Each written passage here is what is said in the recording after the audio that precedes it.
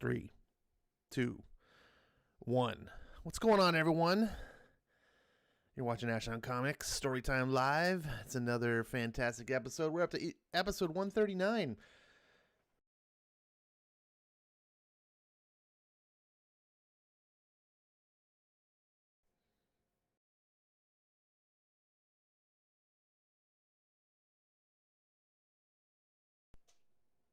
Sorry about that. my stupid mic, man. Actually, it's not the mic's the problem. It's my USB port. If I touch the cable, it disconnects, and then everything blows up. Anyways, welcome back to Ash on Comics. I'm your host, Ash on Comics. No, just Ash. I think only about half the people understand what Ash on Comics actually means. It probably wasn't the best name for me to come up with. Good to see everyone that's here. Melissa is first, retaking her throne or her championship or whatever we want to call it. Ranya's second. Dragon Ball is third. I guess he had to wait. He was a little upset. We know you were playing video games, Dragon Ball. Don't make it sound like you were suffering while you're waiting for the thing to start. FF2 is here. Good to see you, my friend. What other names am I recognizing? Dragon Majesty. Nola Nerd. I don't see you here very often anymore. Good to see you. And RDV. You won't be around for episode 187? What? I don't know what that means. Hopefully I'm around for episode 187. Ronnie says, is that Thor's right foot on the cover? If so, it's at a very odd angle. Good Lord, Maranya criticizing once again. I had the picture all queued up, but when Comixology logs you out, it doesn't like doing things. So I can't show you the bigger picture right now. I don't think that's his foot. I think that's... Now I gotta find the damn... We'll get to it. We'll get to that cover. We'll find out. RDV says 187 murder, death, kill. Is that what that means? I'm a boomer. I can't even remember what that means. Where's Jimmy? We're supposed to have Jimmy here. This is the book he's been begging for. Thor. This is the best book ever, says, according to Jimmy. And he's not even here. The back up his play. Oh, Jimmy, what are we going to do? Well, what I'm going to do is share out on Twitter, because I always forget to do that. If you want to share out on Twitter that I have a stream going on, or Facebook, or whatever you share things on, that would be cool. If you don't have to. Doesn't cost you anything, but it helps get people to come in here and meet you guys and make new friends and listen to comics and read comics and drink some beer. I'm drinking a beer. Tonight's program is not brought to you by Corona Familiar. It's imported beer. If I do remember right, I'm going to double check. Last I saw, Corona was imported from Canada. Let me see. Doesn't say anymore where it comes from. It used to be. I swear it was years ago that I saw that Corona, it's owned by a Mexican company, but they bottle it in Canada. So, and then they import it in the United States. Whatever.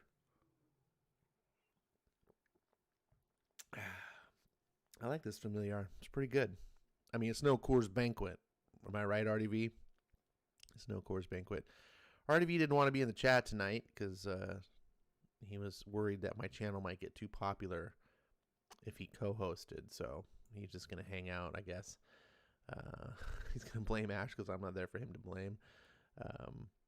So hopefully you guys are doing good tonight. I'm doing all right. I went to the comic book store. Did you guys go to the comic book store Wednesday? Is Wednesday even the new comic book day anymore? I mean, we used to call it that, but so many books come out on Tuesdays.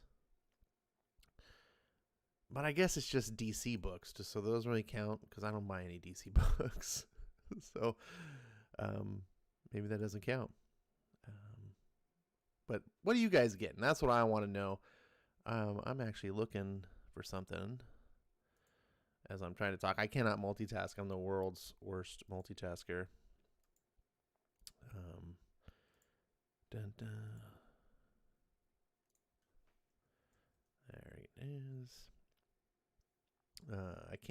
I can come on if you really want me, says RDV. It's not me, man. It's the fans. They want you. And you do what you want to do. It's open mic. I'm always happy to have friends on during the storytime streams. They're just open. It's a very casual format.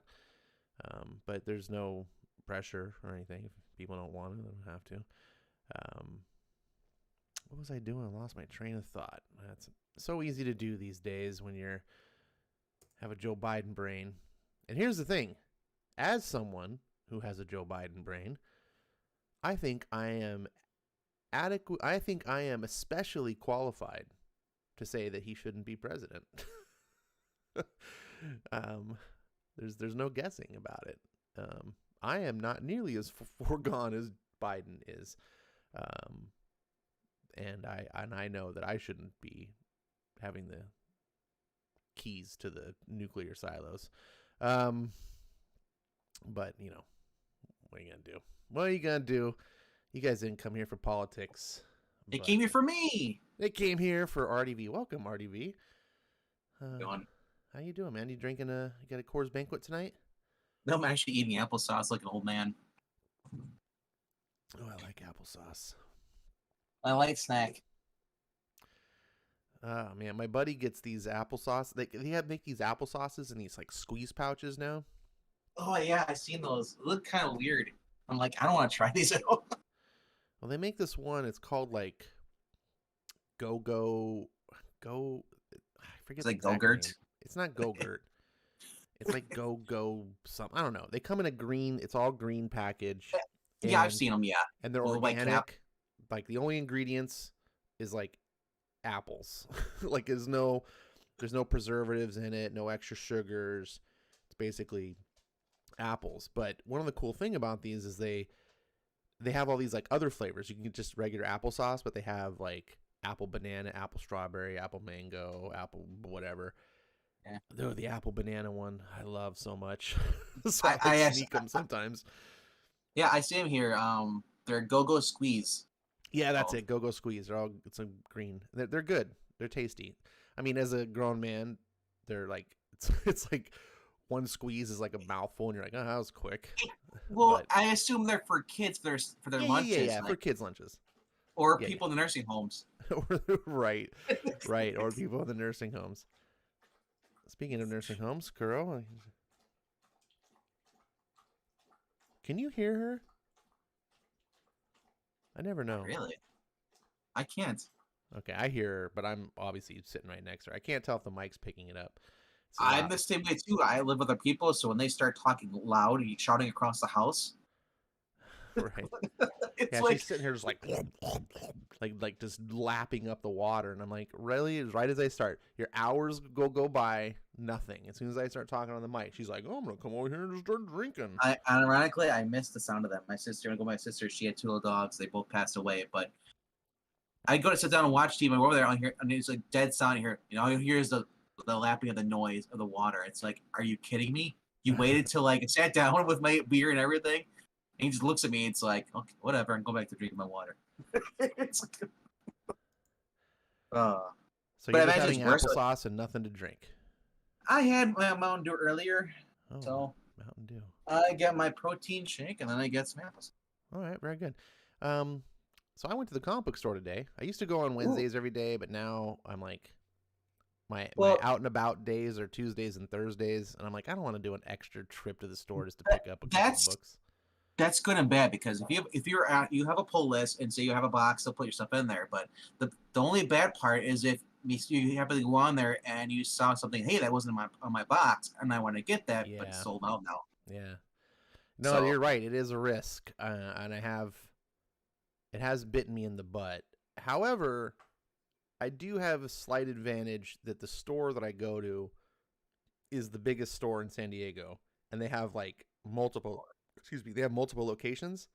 okay. So oftentimes I'm like, oh, I have this book, and they'll like call the other stores and be like, see if they have it, and they'll like do interstore transfers. There's three of them around me, but I go like two of them are closer to me, so I don't go to the third one because the third one is like parking's in the back, but it's on a weird like diagonal street, so you got to pull into this little alleyway.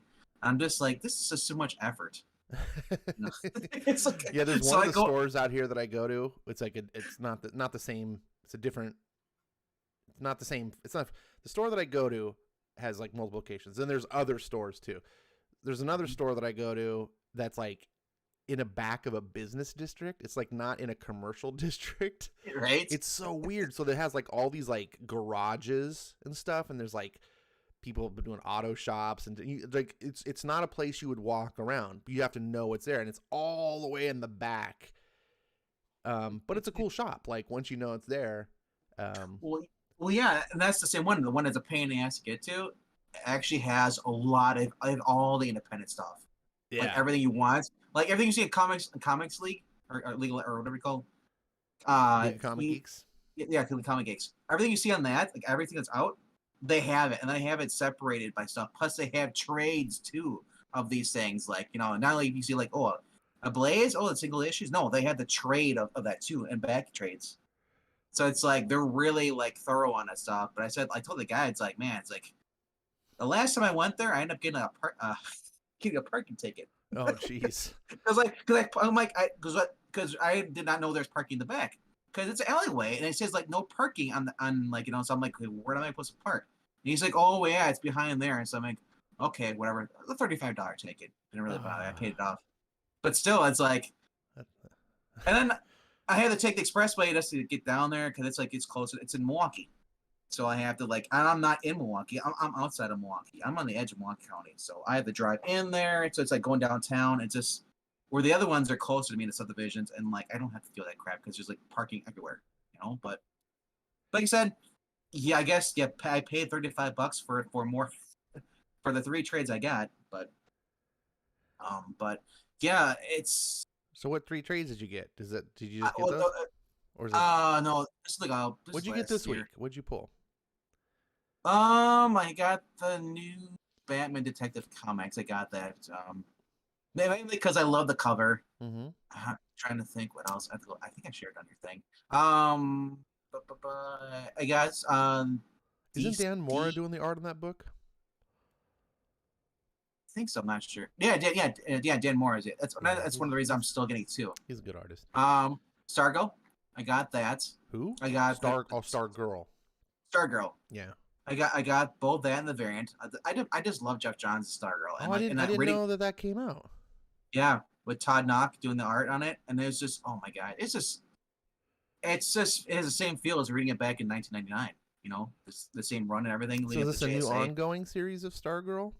It's the one shot, and it's going to lead into an ongoing with Brian Hitch doing the art and Jeff Johns doing the writing. I thought Brian Hitch was doing the new JSA book. I do not. Well, sorry, the JSA. Jeff Johns is going to take over doing the JSA. Oh, okay. So Stargirl is a one shot, and it's going to lead into the new JSA book. Yeah, so it looks like. But there's also going to be she's got her own ongoing. So I'm not sure if Jeff Johns is doing the JSA or if someone else is doing the JSA, but I know he's doing Stargirl, her own ongoing series. So I got that, and I'm trying to. I got a bunch of independent stuff. I got Red Sonja, the new issue 70. I think it's 37. And then I got some two indies too from the Xenoscope. Neverland. It's a annual one shot, part of the Dark Alliance thing going. So basically, think of Captain Hook and all that stuff. And then there's a new series, a limited series. It's a one. I think it's like three issues, but they're 30 pages each. It's called Man Goat and the Bunny Man. And I saw you post that. That looks so creepy. Yeah. It's different. It's out there. It's not what you expect it to be. I go for the pinup covers. Shocker, right? But I don't know. That cover you posted didn't seem like something I would want to pin. That would seem like I said, it was creepy. Unless there's a variant cover I'm not aware of. This is the C cover. There's A, B, C. Sometimes they have D through E. But this was the C cover. I said, like, it's probably a book I'll collect the set and maybe sell it. Because it's a limited run. Huh. I'm trying to see. I'm scrolling through the new comics that came out this week. Oh, here it is. Man Goat. Man Goat and the Bunny Man. It's got a cool title. It's the second issue. I haven't read the first one. I just picked it up because it was there as my pull list. So this cover that's here with in the sites just looks like, okay, Man Goat and the Bunny Man. Okay. But then the one you posted was the alternate cover with the cheesecake, and I was like, oh, this is creepy. Now, if you took the bunny guy out of there, it wouldn't be creepy. It'd just be a girl posing. But you get and I was like, what the hell is this? Some sort of furry comic? Like, what's going on? Okay, I can see now that this is kind of a joke cover.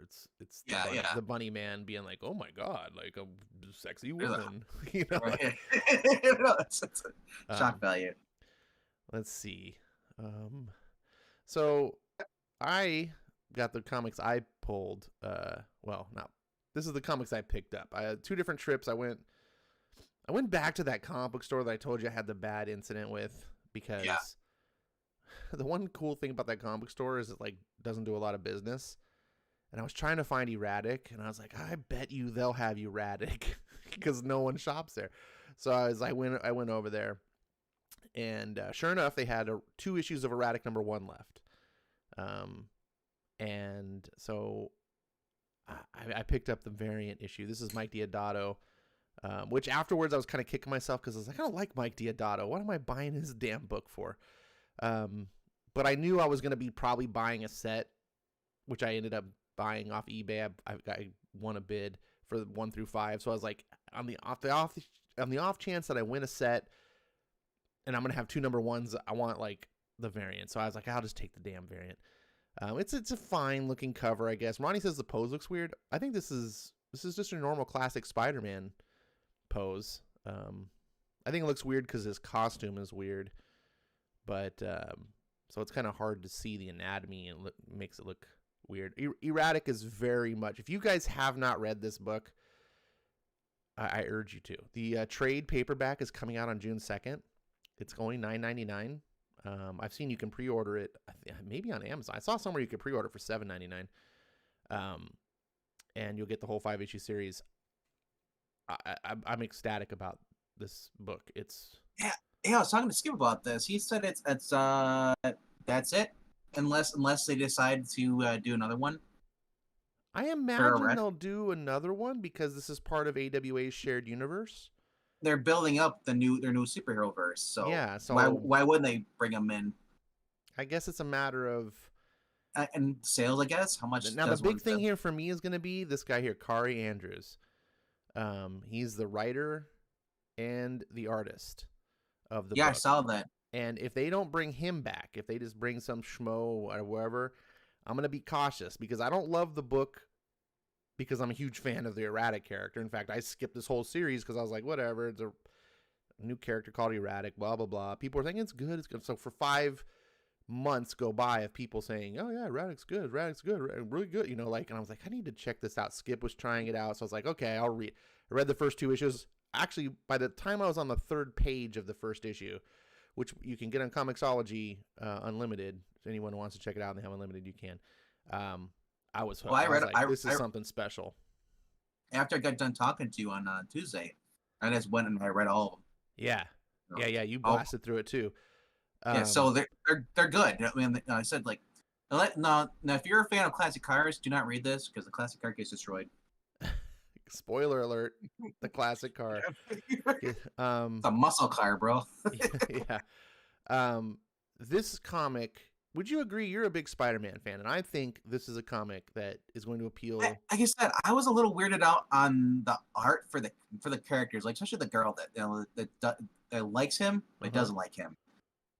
She was kind of drawn a little weird in some things, but overall, like the background art and everything else, it's just great. She's supposed to be like a freshman girl in high school. I know, so that they're drawn. Yeah, so I'm used to reading the like DC and Marvel when they draw like teenagers, they look like they're adults. Yeah. The kids here. So this one threw me off. I was like, this looks weird to me. I'm not used to it. Kari Andrews draws the kids a little bit bigger heads, which makes them feel more childish. Giant eyes. Yeah, I should probably pull up an example of the. I'll get to that in a second. I finally got my copy of Beckstar when it originally came in. The letter B, and the E had like ink stains on it, like something happened in the press. And I was like, I'm a stickler when I buy new books. I'm like, I don't want like damage on I'm paying full price for a new book. But so I was like, man. And they're like, okay, well, they went on Diamond and they're like, we can order another one. And I was like, yeah, might as well. And I was like, they're going to order another one. It's going to be the same way. Because usually when it's a printing error, like it affects hundreds of books before it gets caught. And so I was all worried that was going to happen again. But I came in today and they were like, here you go. And I was like, sweet. It's all minty condition. But you know what? I think they could do a movie like this if they get the people who did A Diary of a Wimpy Kid to do this. Are you going back to Erratic? Yeah, for Erratic, yeah. Making that into a movie. I could see like the people who did The Diary of a Wimpy Kid turning it into like, an actual like good movie to watch. A family friendly movie. Maybe. I mean, this book is Spider-Man so much. I mean, the character obviously has different powers. They couldn't just, it's not exactly, but I mean, for me, I was like, this is what I want Spider-Man to be. Marvel, do this. And everyone would love you. There's so much I want to talk about it, because spoilers. Yeah, but it's just a really fun book. It's not the normal type of book I buy, to be honest. Like, I prefer like this sci-fi, the more deep. Like, so you got a sender here in the middle. This is my alley, right? Like, I'm more of the, read my comic with my pinky extended sort of thing. But Erratic is an example of what fun, light-hearted comics should be. Like in every way, I was smiling ear to ear as I was, and some of the scenes made me laugh out loud. I really like the art, and I've seen Kari Andrews before, and I was like, he's okay, but this is the best I've seen him do. So kudos, Upshot, AWA. I don't know why you have 2 names for your comic company. It's pretty stupid, but whatever. That was my comic haul, and I ended up winning an auction on eBay, so I got Erratic 1 through 5 coming in the mail. And I have to wait. They sold out of Ultra Mega within the first hour. And I texted them the night before. That's the one cool thing, my shop, you can text them. I texted them and I was like, please pull Ultra Mega number 3 for me. And I got a text that morning at 11, which is about an hour after they opened. They're like, we're already sold out. And I was like, check your texts first. But only one of them hit the shelf. So they found another copy. So I just have to wait. And then I found issue 1 and 2 online. Those are coming in the mail. And so, yeah, those are my 2 big comics that I'm into, and I'm excited. I know I'm a big salty bastard a lot of times, but I love to be excited about books and share it. You're from California. We accept it. It's hard to live in California and not be salty. Let's see. But I got a question for people who are watching. Has anybody read the Dragon Age books? And I played the games. I love the games, but they've been coming out recently with more Dragon Age, with miniseries. I'm just curious, are those any good? Are those like a new tale, or are they like continuing the characters from like the games? I personally have no idea. Because, like I said, when I see stuff like that, it's like, oh man, because I'm so hyped up for another Dragon Age game. But after that last one, Inquisition, I just put a bad taste in my mouth. But dude, BioWare has just been crap in the bed. Yeah, I would not. Everything is like, oh, BioWare's got a new game, and I'm like, oh, who cares? Like they're terrible now. The first 2 games on that Dragon Age Origins and Dragon Age Awakening, I love those. And in the third one, it's like, oh, what is this crap? Right. And I paid $60 for it too. Yeah. Thanks. But hold on one second. Christopher Barker has joined us tonight. Good to see you, Chris. I haven't seen you in a while. He's a return from Neverworld of the Pit. Well, I guess that explains things. Ronnie says good covers on the screen, but erratic. Okay, that's the awkward pose comment. RDV is a psycho, Ash. Beware of the psycho RDV. Are you a psycho? I'm a maniac. You're not going to kill me in the shower, are you? No. Okay. Water's that's my weakness. I'm like unbreakable. FF2 says, Ash, you need to pick up the mini deaths of Layla Starr. That's what everyone's telling me. Even though I went to the comic book store today, they're like, oh, there's a book. It just doesn't seem like my thing. And I know when I eventually read it, same thing with the rat. I'll eventually pick it up and be like, oh my God, I should have got this. How many deaths? Many. That's what I know. The many. You have to read, find out. But apparently there's many. Hey, we're going to do that for a video, and you're going to have a counter saying 1, 2, 3. It counts every time she dies. It's like Happy Death Day. Let's see. Dragon Balls is streaming a video game, watching the stream. Double stream. They got a Dragon Age show on Netflix called Dota. It's good. That's not Dragon Age. That's Dota. Those are 2 different things. Dota Dragons Spawn? Yeah, Dota is Defense of the Ancients. So it used to be a mod from Warcraft 3. Became so popular that the 2 developers that originally kind of made it splintered off. One made League of Legends, the other one made, I can't even remember what the other one was called. But then Valve got a hold of them, and then they made their own Dota, and now they have a show. Troy Baker did a voice in it. Yeah, that's the long or short boring story. If you want a good anime, watch Castlevania. I wouldn't call the Dota thing anime. The Netflix original cartoons, like their Voltron, I don't know if those aren't really anime. But they're not in the sense of the Japanese manga kind of like comedy stuff like that, but like they're like the Americanized versions, I guess right. You'd say. Yeah, it's like anime inspired Western animation. Oh, but it's so great though. Like, you see when they do the animation for Castlevania, when he lights a monster to fire and explodes, and you see the line art to it as it just dissolves, in the flames. It's I can say I give props up to the guys who are doing the art on this. That is crazy. And just a simple thing, we see like a cape flying in the air. You think about how many panels or how many things they have to draw just to have the frames just to get it to keep going. Skip and Josh is in house. What's going on, Skip? No. He says Layla is good, really good. I agree. That song Layla, got me on your knees. Yeah, that's one of the better songs out there. I'm glad this Skip's got good taste in music. Let's see. Ronnie says, it might be just you. The audio's fine here, Dragon Ball. Yeah, I don't know. Maybe it's just you, Dragon Ball Mr. Double Streamer. Uh, really connected with issue 2. It's on my list of reading, Ash. Oh, okay. Well, I'm gonna move that up. I don't know if you were here when I was talking about erratic, but I read it because of you. Well, I mean, I read it because a lot of people, but ultimately, the straw that got me to finally crack, and then mixing my metaphors here, was Do you. you know? And I Do you know what we love need this though? damn erratic book so much. What's up? I think we need a monthly top 10 list of books to read by Skip.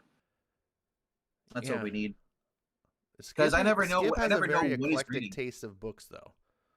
I think I don't ever know he's reading. I just assume it's indie. He's reading it. Well, he reads a lot of stuff, It's like, and it's pretty good stuff, but it's very different. It's out of the box so kind of he's a things. psycho.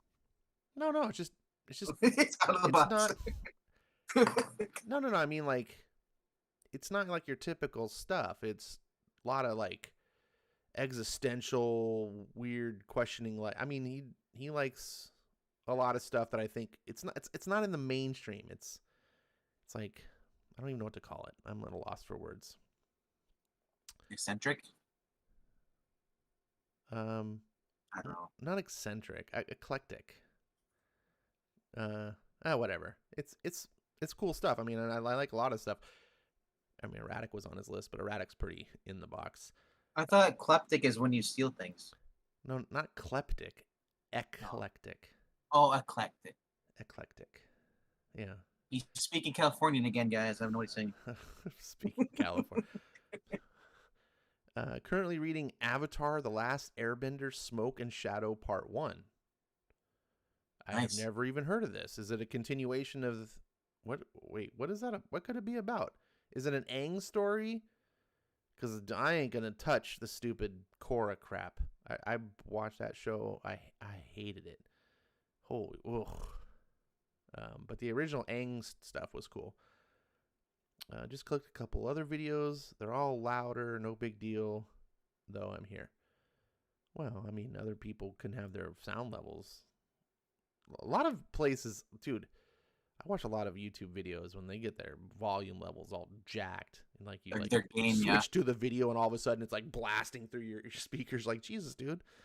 Like Tim Pool's That's one of those guys. Holy crap! I always have to turn down when I watch well. a That's Tim as Pool if video.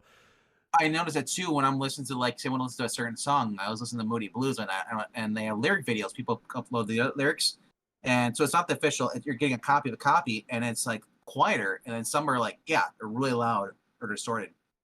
Yeah. That's the one thing. If you're gonna upload music onto your, like a video stuff, make sure it's in HD. Otherwise, don't upload it. Ugh, I hate that when it's like it just sounds distorted. I want the clear. I want the CD crisp or or vinyl. No. Skip. Did you see my pull? Or were you here on time to see my pull? Let me know. How dare you, Ash, for trashing Korra? It ain't that bad. Oh, it's bad. It's worse than Rey Skywalker bad. Like, I honestly, when I watched it, I was like, oh, this is where Disney basically got the idea of Rey. They just watched this show and like, oh, we can just do this with the Jedi and a bit. Korra is the most infuriating. I cannot stand Mary Sue's, and I do not understand what it is about our culture that likes and defends Mary Sue's. And I'm not even talking about like slightly Mary. I mean full on Korra like is the bestest of the bestest avatars that ever were. She's awesome and amazing at everything. And the show was so woke. It was like all the men were bad and dumb. Her boyfriend cheats on her with another woman, then cheats on that woman back with her. He ends up not being with either one, but they become best friends because, of course, women are the best and it's men are stupid. And the original guy that's the brother of the one, because there was like the two brothers. One was like the tall, dark, and handsome. The other one was kind of the awkward, goofy one. And the goofy one had a crush on Korra, and you're like, oh, this might be cool. And I was thinking she's gonna date the brother who's the good-looking one, but he's not gonna be. And she's eventually gonna like realize that, oh, I shouldn't be so trivial and shallow. And it's this other brother who's kind of the dorky one, but he's got a lot to offer. Nope, never does. Which is fine. It doesn't have to go the way that I thought, but it just he ends up just becoming a total retard by the rest of the show. He never develops. He just gets like he devolves as the show goes. I'm sorry, I'm getting a rage. I hated that show. I had to sit through 4 freaking seasons of it. It's longer than the original Last Airbender. The only thing good about that show was when they did a side story about the original Avatar. And I was like, hey, this is a decent story. That was the only thing that was good. Every time they went back to Korra, I was like, this is... I just wanted to punch puppies. Sorry. I got that out of me. Skip, you hear that? He wants to punch puppies. We need to cancel now. I mean, hey, is punching puppies really all that bad? Skip is in the chat and the voice. I mean, if you're punching cats, it's okay, but not dogs. I mean, I guess you're right, RDV. Well, that's I'll the whole give you point. that one. Punching puppies is not a good thing. I'm saying that the show was so bad it made me want to do bad things. Then That's True Blood. Then I had to go repent. I had to go to a Tibetan monastery for 6 months. And see, it sounds like you're listening to True Blood. I want to do bad things with you.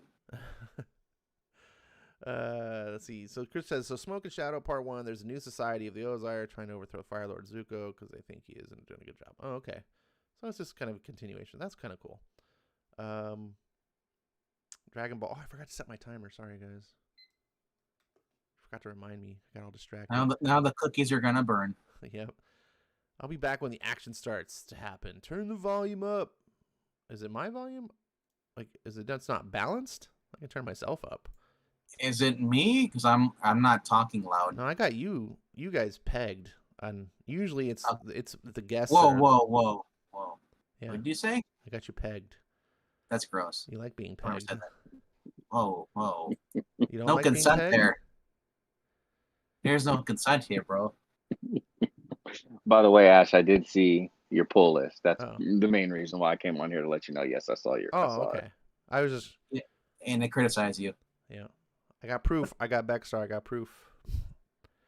And I got Erratic. That's just a photo. Unless we see it in your hands. That's a photo of my bed. You've seen it multiple times. Wait. I've seen your bed multiple times. Oh, yeah. That's my blanket on the cover. I've never seen your bed or been in your house. I'm not even in California. Quit denying it, Vankman.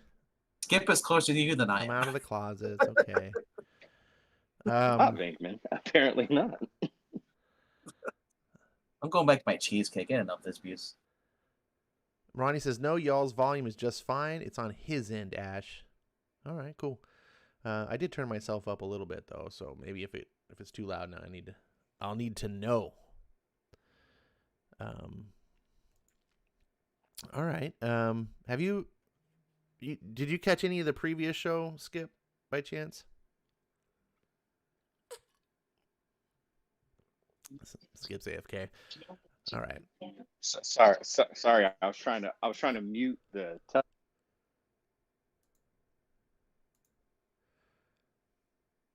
I can't tell if the audio's on my end or Skip's end. No, he faded out for me too. Okay. He's trying to mute something on his end, and then he muted himself. Skip's got a whole techno gadgetry thing going on over there. Well, yeah, he's got those rave lights going on in his computer and stuff that just takes up everything out. The RAM and space. Yeah, he's got a lot of stuff going on. It's all complex. Strobe lights. I'm just doing the basic boomer edition. Skip is a hacker. For those who didn't know that, he's too busy hacking away. He's redoing the 12 thing. It's the only way to get ahead in life, baby. You gotta hack. Those government satellites he's got to reposition all the time. You know, Bendis is a hacker too. Oh, I wasn't going there. I'm trying to lure out Jimmy because I'm reading his best book of all time that he got me to read. I'm doing it for him. Must be Avengers. No, it's Thor: God of Thunder. Oh, I thought you meant Jimmy's favorite Bendis book. Oh, but you're talking about yeah, Jimmy's no. favorite book, yeah. No. Yeah, I didn't catch the last show. How are you liking it so far? It's pretty good. It's I mean, it's not mind blowing, but it's enjoyable. It's doing what a comic should do. It's very entertaining. It's got great art. Um, so yeah, I'm having fun reading it. Seems like the audience is having fun listening to it. So I guess you can't really ask for more than that. What issue did you stop on? 2. So we're gonna start issue 3 tonight. I'm just doing 2 issues a night. Not sure how far I'm gonna go because Jimmy informed me it's 11 issues, and I was like, damn, it says it's only 5. So I'm like, I gotta do 11, but we'll see. If everyone's enjoying it, we'll keep going. And I have been enjoying it, so it hasn't been a pain. This is absolutely not the Jason Aaron that I read now with like Avengers. It's like night and day. It's like, what happened to Jason? He's just writing a basic Thor story, and I'm like, yeah, simple is better. You're not trying to reinvent the wheel. You're just having Thor beat a badass, and they're gonna fight. There you go. Yeah. and yeah, that's good. Oh, I'm sorry. What were you saying? I was gonna say that sometimes that's all you need to do. You don't need to overthink things. Yeah, I fully agree. I like how it like the through line, because I think the one before Unworthy Thor was the one that I didn't read, which I think is volume 5. But what was cool about Unworthy Thor is it comes back around to this one. So there's some things in Unworthy Thor, which I always say, even people that know about this Thor run, I don't hear people talk about Unworthy Thor. And it was a really good arc with some really interesting stuff. And it was, I mean, Thor was just like straight beast, and he was like in crazy beast mode. It was pretty dope, but it was still like a good journey and some good twists and stuff. But I swear, like, there's a lot of stuff in there. Maybe people had just fallen off by that time, but there was some really dope stuff in there. But I really like how it ties back. It really tied back to the beginning, and it's kind of perfect the way that it did, because where you find Thor now, he deals with a similar situation, and it's almost like he had to like kind of relearn some of the same lessons, but I would say learn how to apply them like to where he was in his life at that time, and they were totally applicable. It was really cool. Yeah, I had dropped up after the first Thor movie, which I think was happening around this time. I read Mighty Thor, and I read Siege, and then after that, I kind of just lost interest in Marvel because I just didn't like what they did with Spider-Man, and just most of the characters were just changing. Like Thor, they got rid of Donald Blake, they changed them basically everything as a movie out. They're changing the characters to match the movie. So I just lost interest, and then everything had to do like, there's this huge new event, and then Thor lost his hammer, or was unworthy, and I'm just like, they really made it hard for me to care, So I ended up reading some New 52 stuff, getting into DC, got into Xenoscope, but like, I really didn't read Marvel for like 9 years. Understandable. I mean, I was there around that time, like, to kind of witness and see all of that. But what's interesting, I always do this whenever I go into comic stores. Like, I think sometimes we forget, us that's here, how small this like YouTube comic book community actually is compared to like the scheme of like all actual like comic book buyers. Yep. So I always I talk to the people when I'm in there, and especially like the shop owners, and I ask them, and they're like, most of them are completely like, even if some of the same talking points that we may talk about or that may come up like in our circles, I'll bring some of those up to them, and most of the time they can speak to them, and you see like, okay, like, this is on your radar, or sometimes it's not. But what the main thing that I do is I'm like, okay, I know how I feel about comics, but you feel differently about them. So tell me what you like. Tell me what you're reading. Tell me what people are buying. And that's what I had done with that. I knew things were going on, but I had some extra money left in my comics budget. And I was like, hey, I brought $30 here to spend. I've only found $20-something worth of books. Like, what is a book that you like? And he knew I like indie books, but I told him, I was like, I don't care if they're the big two. He's like, okay, cool. Well, hey, this Thor book. And I was like, Unworthy Thor. And I was like, this is part of the reason why I'm not reading Marvel right now. But here's the thing. I didn't want to look like a jackass. I literally just hyped the whole thing up and told him I got money to spend in your store, and I'm asking this guy. So I was like, why don't I honor what I'm asking for and go with the first thing that he recommended?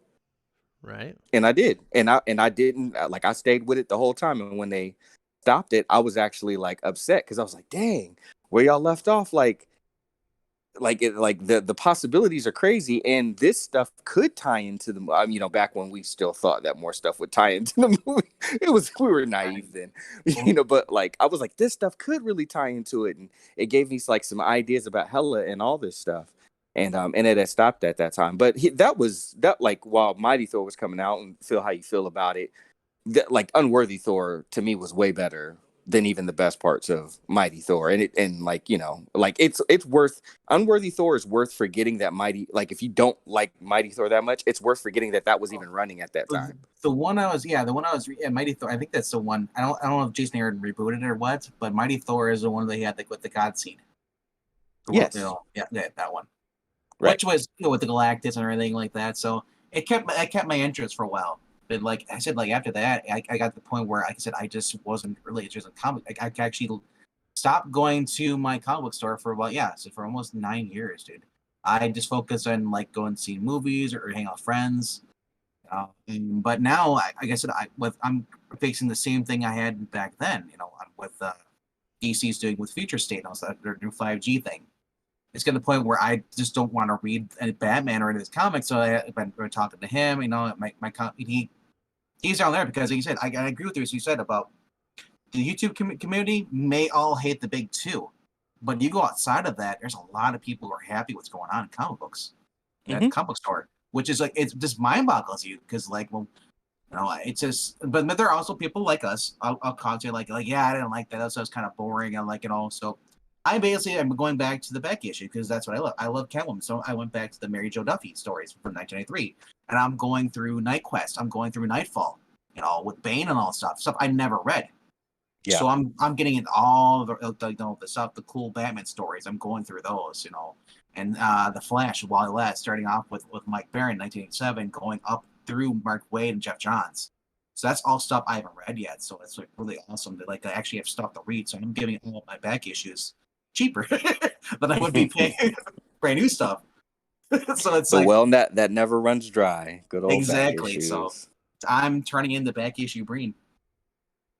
we will all see the fate of back issue Breen. We will all be back issue Breen one day, sooner or later. Wow. Right. We are in the era of indies. Yeah. The bad thing is if you want to collect everything, like you're most likely better off getting a trade because you're looking like, well, this is because I saw that with Astonishing X-Men, which was like what 12, 15 years ago. I was looking through some issues because LK wanted some for the auction. He's like, give me Astonishing X-Men. I'm going through. I'm like $8. I'm like $8, man, for a back issue because I had some character or X-Men that appeared. I was just like, this is ridiculous for keys, man. No wonder people aren't getting into the hobby because look at it. You're paying $8 for a single issue. That's like how many years old? It just seems kind of weird to you. Well, I'm part of the problem because I just paid $25 for Watchmen issue number 4. Nice. That's actually. But you know what it is. Not bad. But if your person has no idea why this is $25, you're like, you look at it, it's like, why? I feel like you're being like ripped off. Yeah. Right. Context matters. Yeah, for sure. Yeah. So average Joe walks to the LCS. It's like they're gonna go to the new stuff because of what's coming out versus the old stuff, unless you get in a trade or something like that. Because, like I said, I want to collect all these, like 1 through 25, and okay, this one's $1, this one's $2, this one's on 4, this one's up to 10. It's like it gets to the point. It's like, do you have a trade? You live in the easiest era ever, Venkman. Number one, you can get the Joe Biden era. So. You have that. Yeah, but I want to talk about but also everything practically is reprinted in a trade. It's everything. When I was growing up in comics, I got in the 80s and I got into X-Men. There were no trades. There was no Comixology. There certainly wasn't any pirate sites. If I wanted to read a back issue of X-Men, I had to go to the comic book store and I had to pray that they had the issue I was looking for. And if they didn't, well, I was fortunate enough to live in San Diego, so once a year San Diego Comic-Con came, and I could usually find stuff that way. But nowadays, everything's at your fingertips. Like, if you want things, but the collectability that you're talking about, which is a deterrent to you, is actually an incentive for a lot of people. Because the thing you have to consider, that back issue that's like $8, that has inherent value. If you buy that book, it's worth something. If it's above cover price, the book has value, which means you could turn around and sell it to a collector who wants it.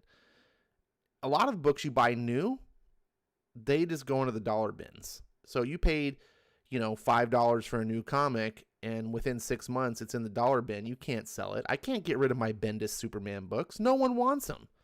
I wasted a ton of money on those. I can't offload them. But if I go buy, say, Watchmen back issues, those are never going to lose their value, right? They're only going to either hold or go up. So I have the opportunity to offload them. And if I'm like, I don't really want to pay $25 for an issue, I can just go buy the trade. So I think we live in a good time right now. Collectability is a good thing. You shouldn't be buying, unless you're in the dollar bins, you shouldn't be buying back issues just because you're curious about it, to read it. If it has value, you're buying it for that reason. Like I said, I'm reading because I also want a physical. Yes, I could read them all online for for Comixology or do pirating stuff. But I like having physical, but I also like having like single issues because I love the covers, the cover art. You don't get that normally necessarily in a trade, and unless you're going for an omnibus, and sometimes they don't include that stuff. Certain things in there. That's why I like having floppies too for certain ones. I like, I'm going through if I'm going through the the Batman covers through the 90s or just 80s. Those are awesome covers on Detective Comics. Same with Batman. Same with Action Comics too and stuff. I love the cover art. Looking through that George Perez art and stuff. That's what I'm going for. Now I know because it's Batman, they're gonna be expensive, but I want to buy it. Not just because I want to collect it and turn around and sell it sometime soon. It's because I want to have a physical copy. Because not every issue goes into a trade. It sucks. You're right. And not older issues. That's true. Like I'm buying Hawkworld. I'm collecting that right now because I don't think you can find Hawkworld trades. I didn't buy the trade, but I did sell those books to Ingleton. But you can find them in the dollar bin, so it's not a terrible deal. The 3-issue miniseries, I think it was. Yeah. No, I'm getting the ongoing. Oh, okay.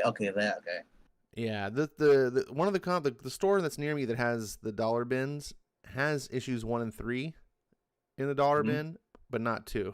I'm like, damn it, I need 2. That's John Byrne's Man of Steel. You'll always find no matter where you go, the dollar issues, they have every other issue except for a certain issue. And I think it's issue 3. I think it is. They don't have. But you have multiple copies of every other issue except for that one issue. It drives me nuts. It's come on, I want the whole miniseries. So, well, but I understand. Yeah. Fortunately for you, that's been reprinted in trades a million bazillion times. Yeah, but I have to buy them off of Amazon then. If I'm gonna get my trades, because I said, that's so terrible. You have to click a button and then it means it right to your doorstep.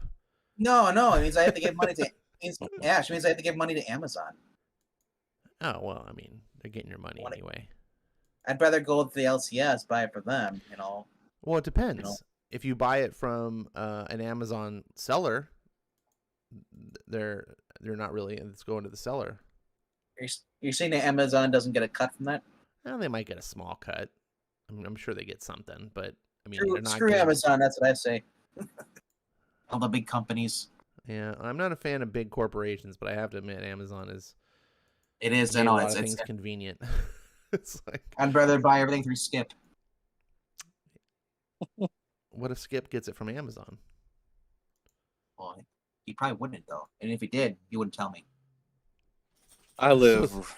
An Amazon warehouse got built less than a mile from where I live now. I get everything from Amazon. They're all over the I place. buy my oxygen from Amazon. Serious. Have you done the same day shipping?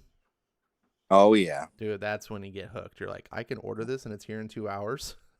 That's what I said. I'm like, I need lip gloss, and then 2 hours later, my lips are moisturized. Right. Well, what's Amazon? The price for those they got me. You said what's the price? Yeah, for same day. Is it free charge or is it Not if you got Prime?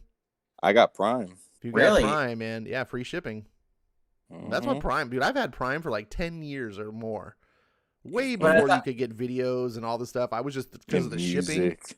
it was just but I like, thought, oh, Mhm. yeah, 2-day but shipping I for thought, free? Sign me up. I was gonna say, yeah, it's like 2 day. I never know the same day for free though for Prime. I think Well, you get that. in select locations, because they've been building and building this whole time. Now, if you've got a warehouse that's like down the street from you, so not everything is same day, but they have more and more items are available. You'll see when you're like ordering, like, oh, you can get this same day shipping. You're like, what? Jimmy's calling you guys out. Oh, Everyone, where's Jimmy? We gave everyone up on you, talks crap. Jimmy. We didn't think you were gonna show, so we canceled. I'm just kidding. No, we haven't read it yet. This is now the independent book review. This has been yeah, we've been just chit chatting with friends. This is what we do at night. This is a hangout. With friends. This is Wednesday night hangout on Thursday. Wednesday night hangout on Thursday. So on Tuesday we talk about the books that are going to come out tomorrow. On Thursday we talk about the books that came out yesterday. Everyone talks crap about Amazon, yet still shop from them. Well, of course, it's like Walmart. Same thing. Yep. Exactly. Walmart's a terrible company, but super cheap. Same people talk crap about Marvel and DC and they go out and buy it. Oh. Mhm. That is I something. guarantee Something a that lot I of am not YouTubers- guilty of. I guarantee there's a lot of YouTubers who talk crap about Marvel and DC and they're out there buying the books for their kids Oh, or for themselves I because don't know they about want their because they want to kids. continue this because they want to read the story. No one's They buying wanna- these for their. I hope no one's buying these for their kids. It's the YouTube algorithm. You hate about something, find people that hate it, you make money.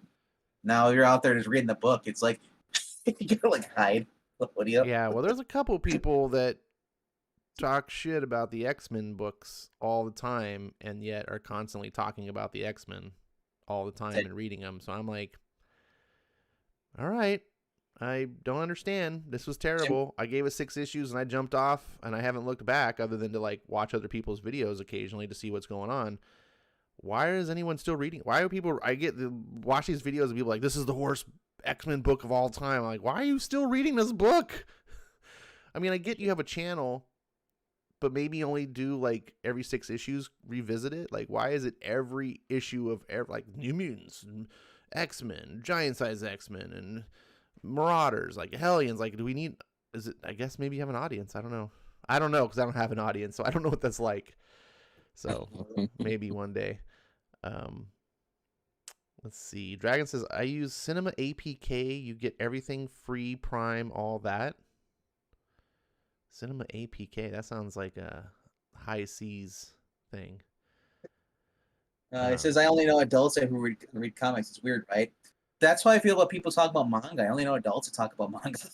I don't know anybody. I who's like- Yo, check this out. This is crazy. So, New Comic Book Wednesday, I take my kids. I went to 2 shops for myself.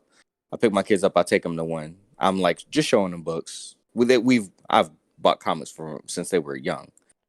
But like the last year has been kind of interesting.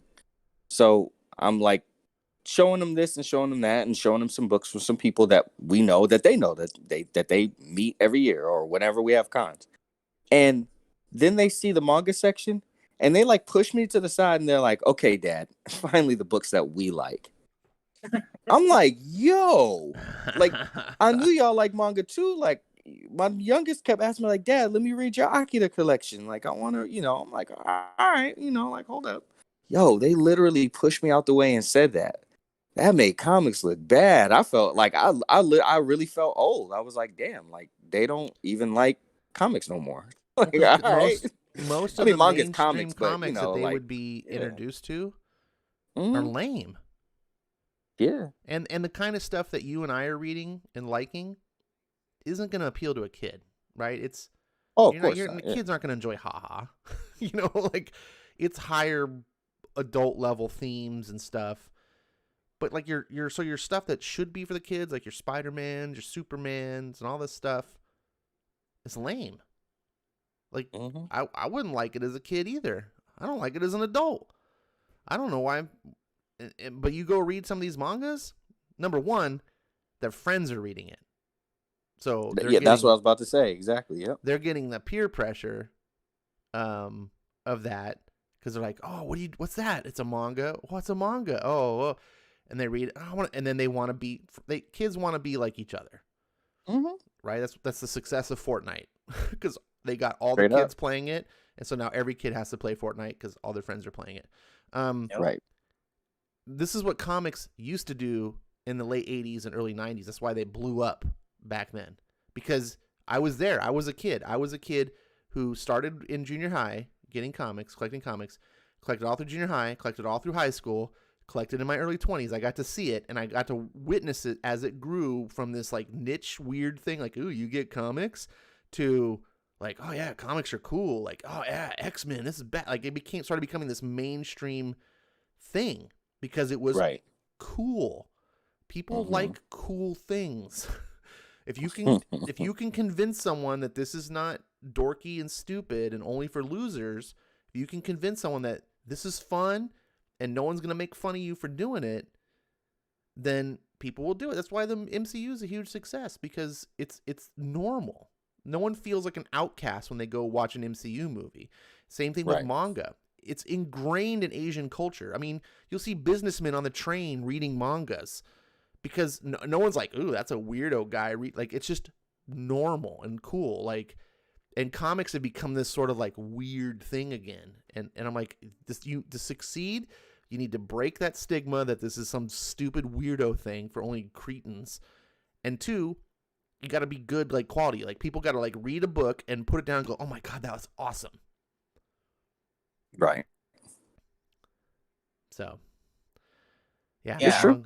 Manga. I mean, I'm so many times am like tempted to be like, screw comics, I'm just gonna go to manga. And I'm not a big manga guy, but I know I could probably find a couple. You know, I know that I like My Hero Academia. That alone, I mean, that's like 30 volumes, I think, right now. So I'm looking at. I don't know what the price of the for that My Hero Academia is, but some of the ones I'm looking at are like $15 for a book, which it seems what the price it was back when I was 16 years old. It's been like 20 years, but I mean, like, that's the one thing. Mangas that are here, the adaptations, like My Hero, they're the $9.99 price point. Yeah, and super. So you might be able to get a discount depending on where you buy them. But they are, like I said, like there's so many of them. There's like, that's the one thing I learned with mangas, just like comic books. You run out of room. Well, I would do them digitally. I would, yeah.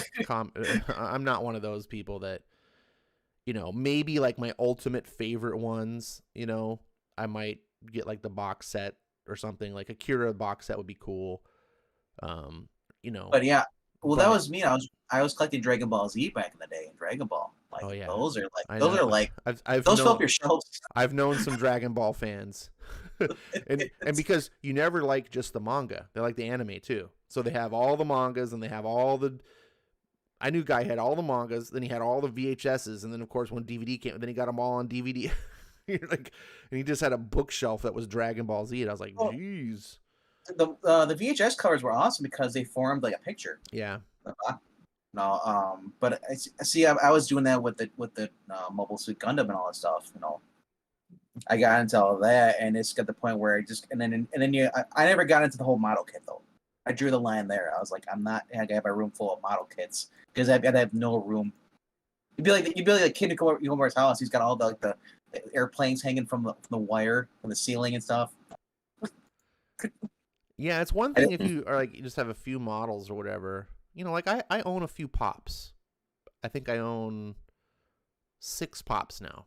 I buy them like once in a while. I see a pop that's like, oh, that's up my alley, and I get it because I think that's kind of cool. I like expressing myself, but I only get the stuff that like really speaks to me, you know.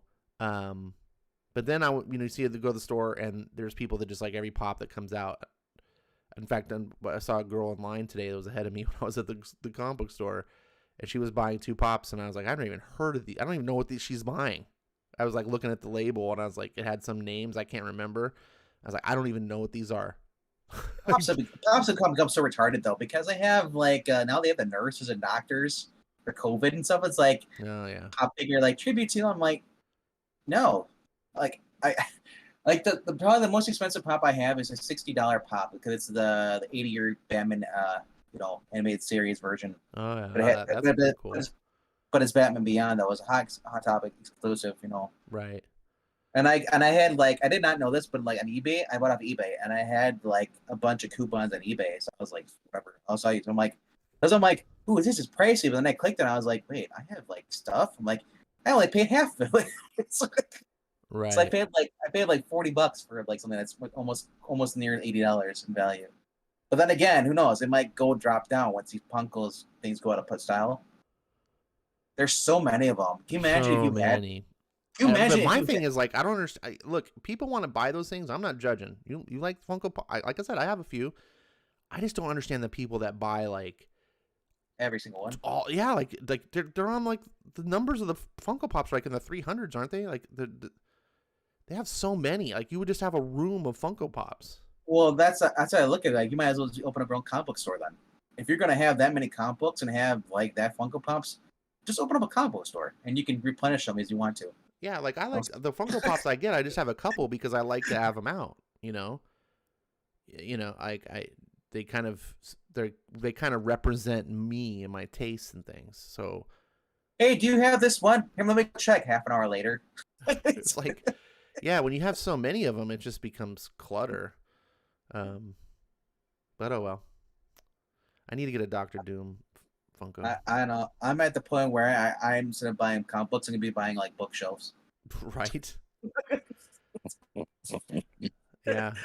I'm at the point now. I just buy less and less books. I only get the ones that really are the creme de la creme, and then everything else digital. If I get like trades that are just not like Criminal or East of West or something that's just amazing, yep. I'm just digital because I don't want shelves of pretty good stuff.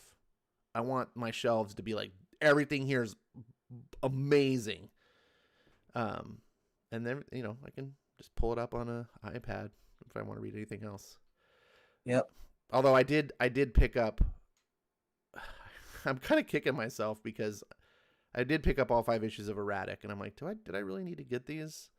Like I could have just got the trade digitally, but cool covers. They're so good. It was so good that I was like, I want to own this. Speaking of so good, we should get to the comic book before Jimmy falls asleep. Oh yeah, Jimmy might fall asleep. Jimmy, go get a Red Bull. It is time to read comics. Dragon Ball already left and came back. Well, Dragon Ball's playing games. Don't let him make you feel guilty. Well, I don't care. We're still at 10, so it means he didn't leave. Well, he just says he is. All right. So tonight's book is Thor: God of Thunder, issue number 3. This is a limited series. This is one of those things that I hesitate when Marvel calls. It was a limited series, like a 25 issue series. It's not really limited. Well, I guess it's limited because it didn't. But anyways, this was all art by Asad Ribic, who's the guy on the cover here. It's all painted art. It's beautiful. It's Jason Aaron doing the writing. Earlier in his career, this was like 2012. I can testify that this is not the same Jason Aaron that you'll read today. I don't know what happened to him, but this is a different book. This is one of, if not Jimmy's favorite series of all time. He's been begging me to read this forever because he loves it so much, which I can understand. I want people to read the stuff that I think is amazing. And so far, the first 2 issues I've been enjoying. To catch you up real quick on the story, this is a story that does some time jumps. It's got 3 different versions of Thor in different various times. You got the early Thor, you got present-day Thor, and you have future Thor. And there's a character called the God Butcher, who we haven't learned too much in the story yet, but he kills gods. That's his thing. And he's run across Thor, and he's decided he's going to kill Thor. And Thor has met him once before, and that's why you get the flashback of old school Thor before he even had his hammer. And that's kind of where we are. I don't think you really need to know much more than that to get into the story. Just share the stream so I can watch. Oh yeah, you want me to share it live here? Sorry. Well, otherwise I'm falling 8 seconds behind. And yes, you're correct. No worries. Oh. How do I? What am I doing? I don't know. I don't know what I'm doing. There you Are go. you Share drinking? my screen. There it is. Are you drinking again tonight? The Pepsi Blue. No, I'm drinking the Corona Familiar. Okay, then you should be better then. If Pepsi Blue made you weird last night. Or not last night. Before. Ooh. The beer went down the wrong windpipe. So Skip has left the building. He skipped out. He skipped out. Skip, if you're still listening, thanks for coming on, saying hi. It was good to hear your voice and see you. Well, not really see you, but you know what I'm talking about. So feel free to hang out and listen to the story, or I will talk to you later. Here we go with Thor, God of Thunder, number 3. Oh yeah, usual disclaimer. I am not a professional voice actor. I've never read this book, so I was likely to get some errors. I do the best I can with voices, mostly to differentiate and make it just easier to know who's talking. But don't expect professionalism here. Hopefully you enjoy it. If you want an Arnold character in here, press 5. No Arnold characters. So yeah, here you go. You see the different Thors. I'm not going to read that for time constraints. Here we go. It was built 12 billion years ago, after the first great war of the gods.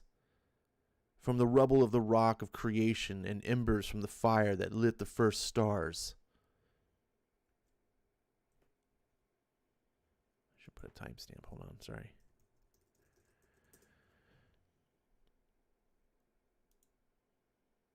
It was built by the lords of the dawn, by the first of the elder gods, as a place of divine fellowship, a place where immortals from all corners of reality would forever be welcome. Here eternal treaties are signed, sacred covenants sworn that save the lives of millions.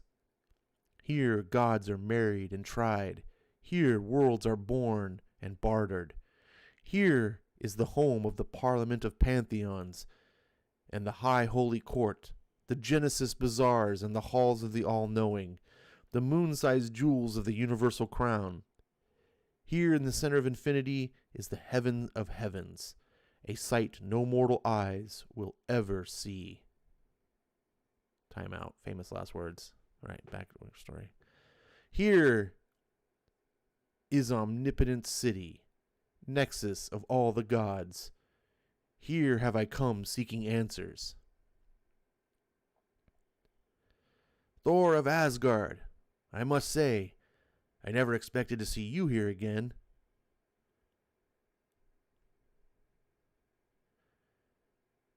You were just a boy on our last visit to the halls of the All-Knowing, brought here by your father to study the old gods, along with that equally charming brother of yours.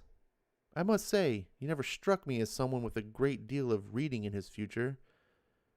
My Lord Librarian. Though you did strike me in other ways, several times about the legs and hindquarters from what I remember. My lord, I do apologize for the folly of my youth, but please, I come now seeking knowledge. Knowledge? Oh my, how exciting. And what knowledge do we have in these dusty old halls that could possibly be of interest to the great Thor of Asgard? We have no hall of blunt instruments, I'm afraid, nor hall of thunder, unless you count the lavatory where there are troll gods about. Perhaps the hall of war. There are several mentions of your father there. After all, though most are not exactly of the flattering variety. I seek the names of the gods who haven't been seen in years, who simply disappeared. Ah, well, in that case, it's my great pleasure to welcome you, Prince of Asgard, to the Hall of the Lost. The Hall of the Lost? Do you mean to tell me each of these books and scrolls represents a god who is missing? Gods who are inactive, yes. Who's to say if they've actually been missed or not? This is unbelievable. Why hasn't anyone been alarmed by this? Gods come and go, son of Odin. Such is the way of things. And one group never cares what has become of the other, Why, someday even the great Thor himself may be forgotten. Let us hope so, at least. These gods did not simply fade away. They were murdered. If it's the Hall of Murder you're looking for, it's down the other way. You'll love it. There's an entire wing devoted to your family. I have to see the Parliament. I have to warn the Pantheons. Well, best submit your request right away. Last I heard, there's a zoo year waiting list to see the Parliament. Sorry, not a zoo. 200. Look, that looks like a Z. That looks all right. Take two. Well, best submit your request right away. Last I heard, there's a 200-year waiting list to see the Parliament. And before you ask, no, you may not wait here. So many. I don't know where to start. Could all of these gods really have been murdered by one man? I suppose there's only one way to find out. The Oaken King and Sequoia Queen of Glenglaven Glade. Whew, that's a mouthful. The Garden of the Eternal. Gods of the cosmic seasons, lords of a forested heaven. No one has seen them for 2,000 years. I find them in the embrace of the forest they love. I find them nailed to their trees.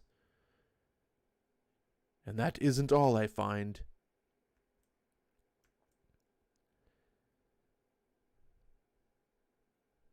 Wait, was that past? No, it's present day Thor, okay. The war fairies of the Windigorge, the 9 guardians of the Horn World. It's said they lived in a palace with caramelized walls, in a valley where the skies rained milk and the trees oozed honey. They were last seen 1,200 years ago. These days the trees are strung with the gore and the air is black with flies, and when it rains only maggots fall from the sky. I don't have time to bury or burn them, not while he's still out there. No time to do anything but follow his bloody trail. Splotch. The coral immortals of Cataract, the walkers of the outer void, the last of the lava colossi. Vord Blood-Eye, the Badoon god of beheadings. Zorkiri, the scroll goddess of love. Yug-Sluggoth, the unseeable, baron of the elder hell. All gods who have been missing for 500 years. All missing no longer. You had a white circle of death on my phone.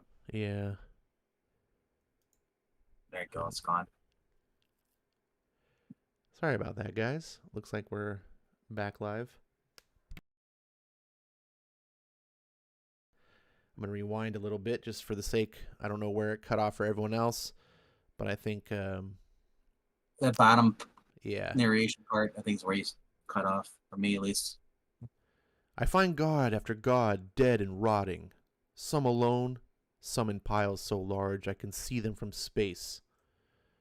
Each book from the Hall of the Lost leads me to more carnage, more eyeless attack dogs, but no god butcher. There's no pattern to his spree. For 2,000 years he has simply crisscrossed creation, killing anything immortal he finds. What does it say about the gods in this universe that no one has ever even noticed or cared? What does it say about me? I knew this god. Falagar the Behemoth, a patron god of the galactic frontier, champion of the tournament of immortals for 5 centuries straight. They say he wrestled black holes just for fun. I last saw him barely 100 years ago. We passed one another in the spaceways and waved. Oh damn, that's a badass spread shot. Hold on a second, I need to take a drink. Oh, I glanced away for a second, glanced back, I thought it was a mountain. Then I'm like, wait, that's a freaking monster. That's cool. That's my new desktop saver. Yeah, if you could get rid of the text. Right? All right, here we go. Every day to kneel in his offal and pray for resurrection. Yet nothing stirs within this giant rotting husk. And you pause again. Did I pause again? Oh, So yeah. stay where you are on that one and just reread it Yeah, the stream says this. from the beginning. I'm still I'm not sure what's going on. right at Let's this say the time. numbers drop off, I think and I go have an back up. internet issue. 11:34 every night. My internet hicks up. So Jimmy's like, no.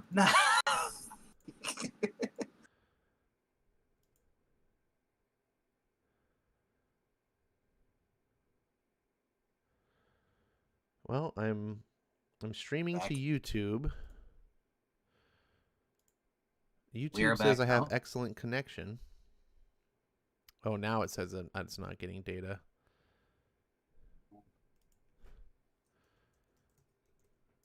Take 12. Continue. I'm waiting for the be right back screen. When I see that come up, that means I'll know. There we go. That's my little way of telling that we're live again. All right, here we go. So where did I cut off? Did I do this whole screen? I think I did. I think you did this. It's the next panel, whatever that is. All right. Yeah, that one right there. He's been dead for five years, say his mourners. The worshippers who come every day to kneel in his offal and pray for resurrection. Yet nothing stirs within this giant rotting husk. Nothing truly alive, at least. This is my fault. This god and all the others died because of my foolishness. But no more. So swears the God of Thunder. No more. Frakum.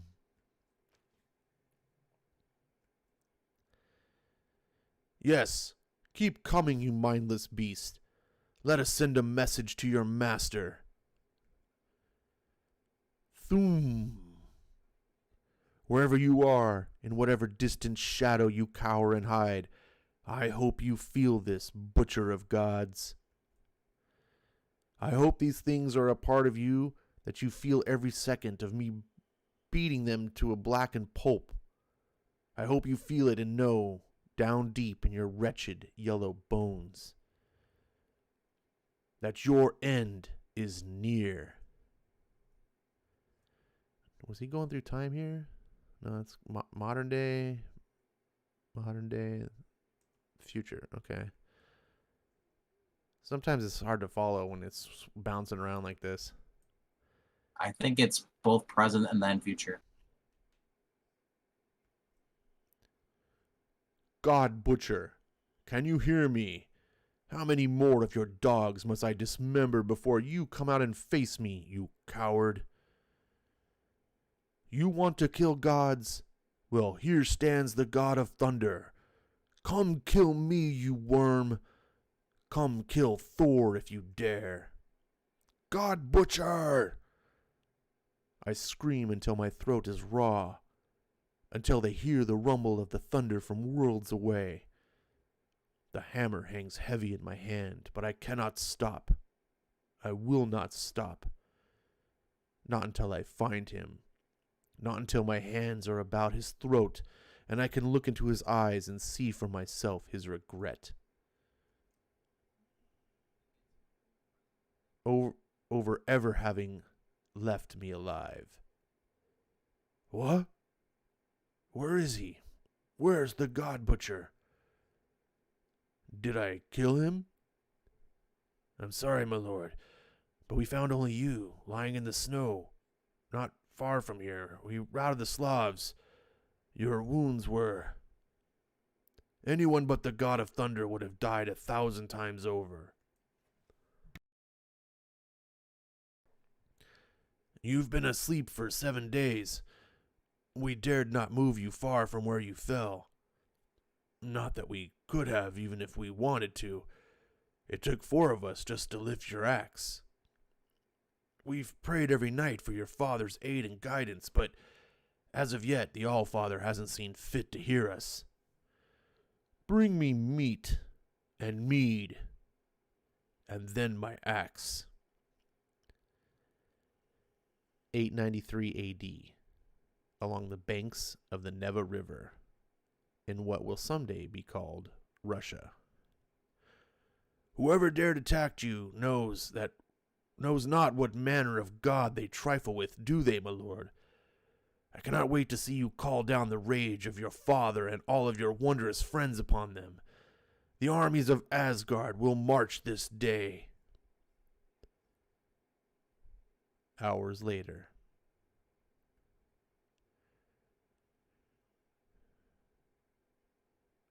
Are you the Norse god called Thor? Who asks? I was Hinkon, Siberian god of the hunt, the Black Butcher. He said to tell you. He waits for you in his cave. Along the lake, just follow the screams. You should not have come alone. I don't believe you're in much of a position to offer advice in matters of combat, Hinkon, god of the hunt. True, so true. He came at me out of the darkness. The shadows themselves were alive around him. If I had not been so drunk, perhaps... There is no honor in the way the god butcher fights, nor will I grant him honor in his death. You have the word of Thor on that. Please, Thor, before you go. Yes, of course. Be at peace now, Hinkon. The hunt for you has ended.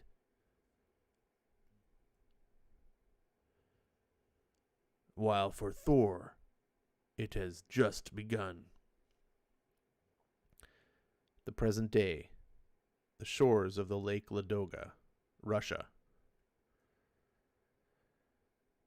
My satellites are triangulating based... Sorry. Switching cadence is the hardest thing. My satellites are triangulating based on the rough coordinates you gave me.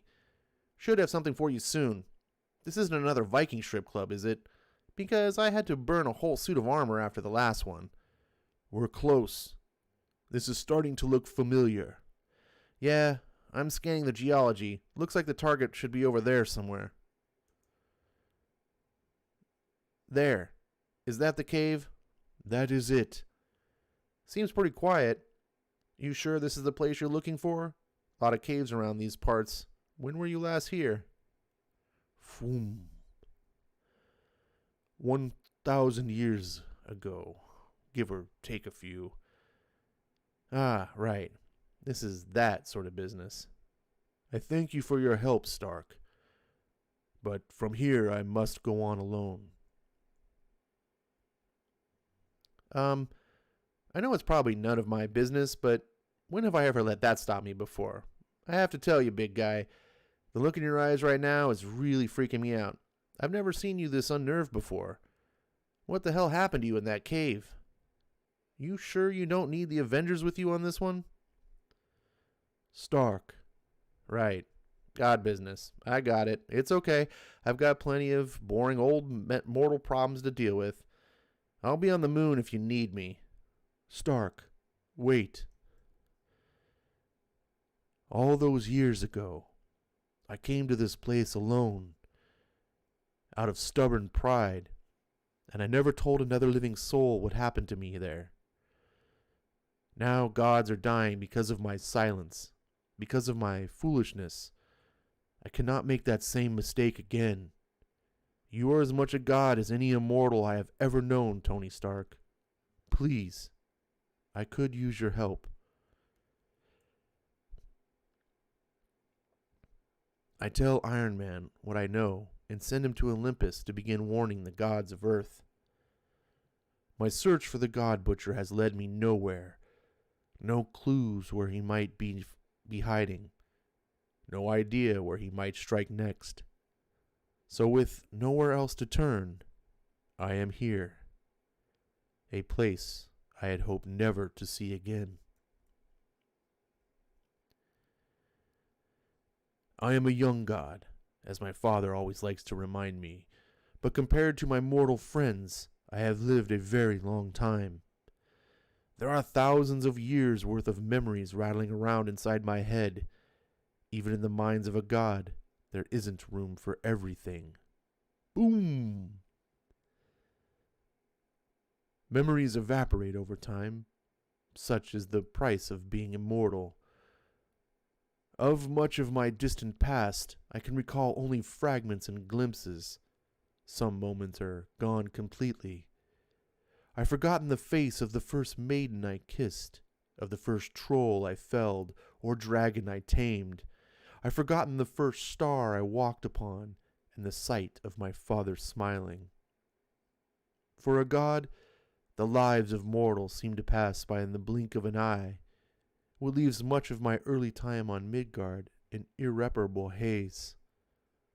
There are mortal women I know I've loved, and men I've stood by in battle, who I'm ashamed to say I can no longer recall. But this cave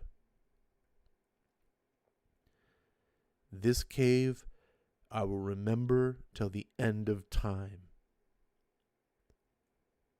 This is where the God Butcher taught me fear. All Mother, can you hear me? Damn these summoning stones. Queen Freya, the God of Thunder, would have words with thee. This is where he showed me the true depths of his horror. Thor, my boy, is that you? You'll have to speak up. The Congress is meeting, and you know how the dwarves get when they're angry. My queen, Asgardia, and everyone in it are in danger. This is where I nearly died at his hands. What are you talking about? Have you gotten into trouble again? Please don't tell me your brother's involved. Queen Freya, listen to me. You have to call every Asgardian home and lock the gates behind them. Anyone of immortal blood is under threat. Thor, what's happened? Under threat by who? Thor? Crick. This is where I thought I killed him. Rrrg. God Butcher, come out of your hole and let's finish what we started. You came alone. I knew you would. Gods are nothing if not predictable, especially when it comes to arrogance. Hurgh!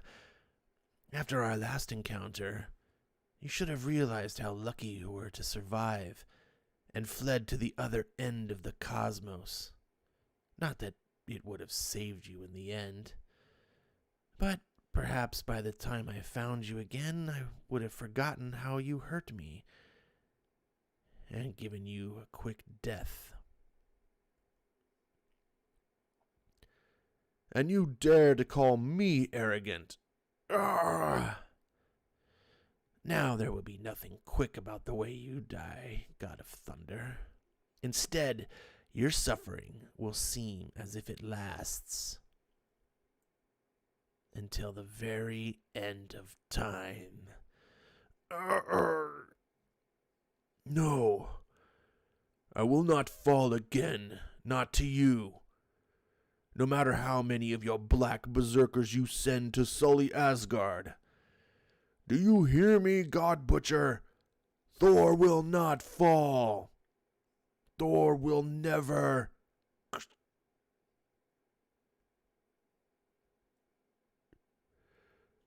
God Butcher, No more running.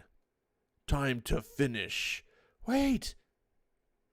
Please don't hurt me. I'm not him. I'm not Gore. Who are you? Why are you in this cave? Hiding from him. Hiding in the last place he would ever look. Don't you remember? Don't you know what this place is?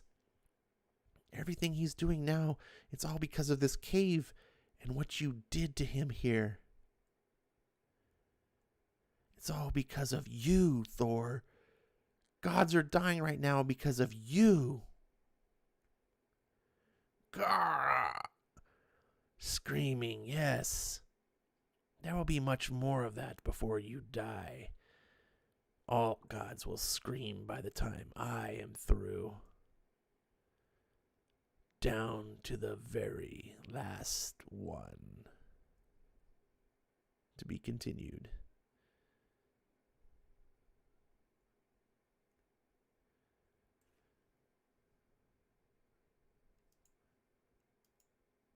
I'm so confused. That last panel, that last page, shows the axe falling down. That's the past, and then the next one is supposed to be present. Him being attacked. Yes. Well, he hasn't been attacked in the present. He's searching in the present. He's only met him in the past. So I'm confused. He's holding the hammer and he's getting drawn up by black ink. On that last page. Well, he's found minions of Gore, but he hasn't actually met Gore face to face yet. That's what he's talking about. Okay. So in the last panel, that black inkiness or whatever that power is from Gore seems to have engulfed him, but we still haven't seen Gore himself.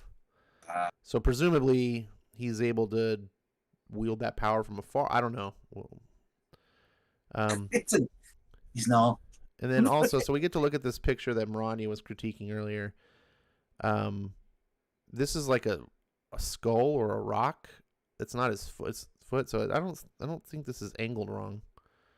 I think maybe it was just hard to see. It's just a rock in front of it, and because look to the right, there's a glove laying there too, his arm.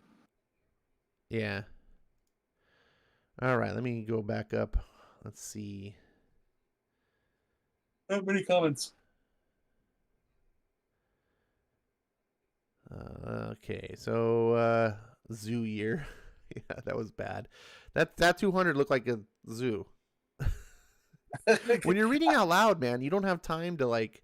When you're reading in your head, you can like correct in like a microsecond, you know. But when you're commanding your mouth to make words, yeah, you just you just plow through. I was waiting for you to follow purposely with Zoo 1000. Zoo 1000. Yeah, if I was wittier, that would have happened. Let's see. Hopefully those minor interruptions were not too inconvenient, and hopefully you guys got the whole story. I think we did with the backtracking. Ed says rolling internet blackouts in Cali. I think that helps too when they have someone else on here too, so they know where you stopped. Otherwise, you're like just kind of like don't know where you left off. Yeah, that is very helpful, I must say. You are an added benefit in that regard. Because it's tough. I have my iPad next to me on a different account, so I can kind of monitor what everyone else is seeing. But you can't have the audio up, though, so you can't listen where it pauses. Right, but I can see the circle of death thing kind of appear. So when I see that, but sometimes if I'm reading, I'm focused on reading, I don't see it, and I might blast like through a whole page before I notice. Like I said, when I hear you cut out, I'm like, and I quick look over, I'm like, oh yeah. But I'm glad that people come back though. That's always amazing when we have like less watching and then you pause and we come back with more. I'm like, what the heck happened here? Yeah, speaking of which, am I even online? Yeah. Okay. Yeah. Yeah. Yeah. My iPad, it was like, you're offline. I'm like, what do you mean I'm offline? Yeah, nobody's commenting right now. The last one was let's see. Dragon Ball. RDV you said drive-by internet blackouts. No, dude, there's something going on with my ISP. 11:34 Pacific time every night, it drops. Like that can't be some technical problem. I think they're either doing updates or I don't know. That's what I can think of. It's like, like the registers at when I used to work at Lowe's. The registers would update at a certain time of night. So if you're there overnight during third shift, and like you'd see the computer suddenly just start rebooting themselves. Right. Yeah. So Let's it doesn't see. make sense. I figure no one's up at like at that time. I guess in California, which is weird. Jimmy says, "God damn, this is why it's my favorite Marvel book ever, and it just gets better." Well, I'm glad that I am not butchering. You can get that. I will say though, the book. I did enjoy the issue. I just would have wished. Damn it, RDB! I made a good pun. Sorry. Sorry. I suck at puns, so when I do one, I'm like all self-impressed. Stand by for the next pun. That's like I get like one a day. Like I suck at puns. There's no pun about it. When I did one, I was like, I did a pun. you're like Splinter. I made a funny. Hopefully, I didn't butcher the comic for you, Jimmy. Hopefully, I did a good presentation. You guys enjoyed it. Dragon Ball says I'm 9 minutes behind. How you doing? Dude, I was so expected. Like I'm like, oh, Iron Man's there. Like they're gonna fight. He's gonna use the repulsor beams and all this stuff. Nothing, just flies away. I'm like, no. it's like. Dude, I think the God Butcher would turn this guy into paste. Where's Maranya? I don't know, but like Maranya, your boy showed up, and I didn't see a single comment from you. The great thing about Iron Man, I don't know if he does in the comic books, but I know in the cartoons, like if he's going against like a certain frequency, he'll adjust his repulsors to that certain frequency to repel it. Like he did it for like Doctor Strange. He was weak into his spell, so he adjusted his he's like magic. It's just like frequencies, right? So he adjusted it to give a boost to help close the portal. So I mean, I would love to see him like going against like this creatures like this, you know. But yeah, I think the God Butcher would turn him into mincemeat. Maybe who knows? Maybe we'll get like him in future issues. Let's see. Ed says, "Damn, that was pretty good." Oh, thanks, Ed. It's great. There's nothing wrong with it, says Jimmy. And of course, he's talking about my performance. I appreciate that. Or the book. It's not the book. He's obviously talking about me. Right. Dragon Ball says, I'm enjoying the action. In the art, the story was okay too. I'm 11 minutes behind, but I see Iron Man and Thor gods are dying. Why are you 11 minutes behind? What's going on? Because he left. He had to rewind it because he missed all the action. Oh my goodness. Dragon Ball, do you have ADD? I mean, don't take this. I mean, he said he's got two monitors, man. So he's gaming on one monitor and listening to you another one. He's got like 5 streams going on at once. He's like juggling around. He's probably one of those guys that has like 12 monitors in front of him. He's just like just surveillance. It's just I gotta watch everything at once, you know. With DirecTV, you can do picture in picture. What? Ooh. Sorry to yawn on stream. That's never professional. Now it's done with.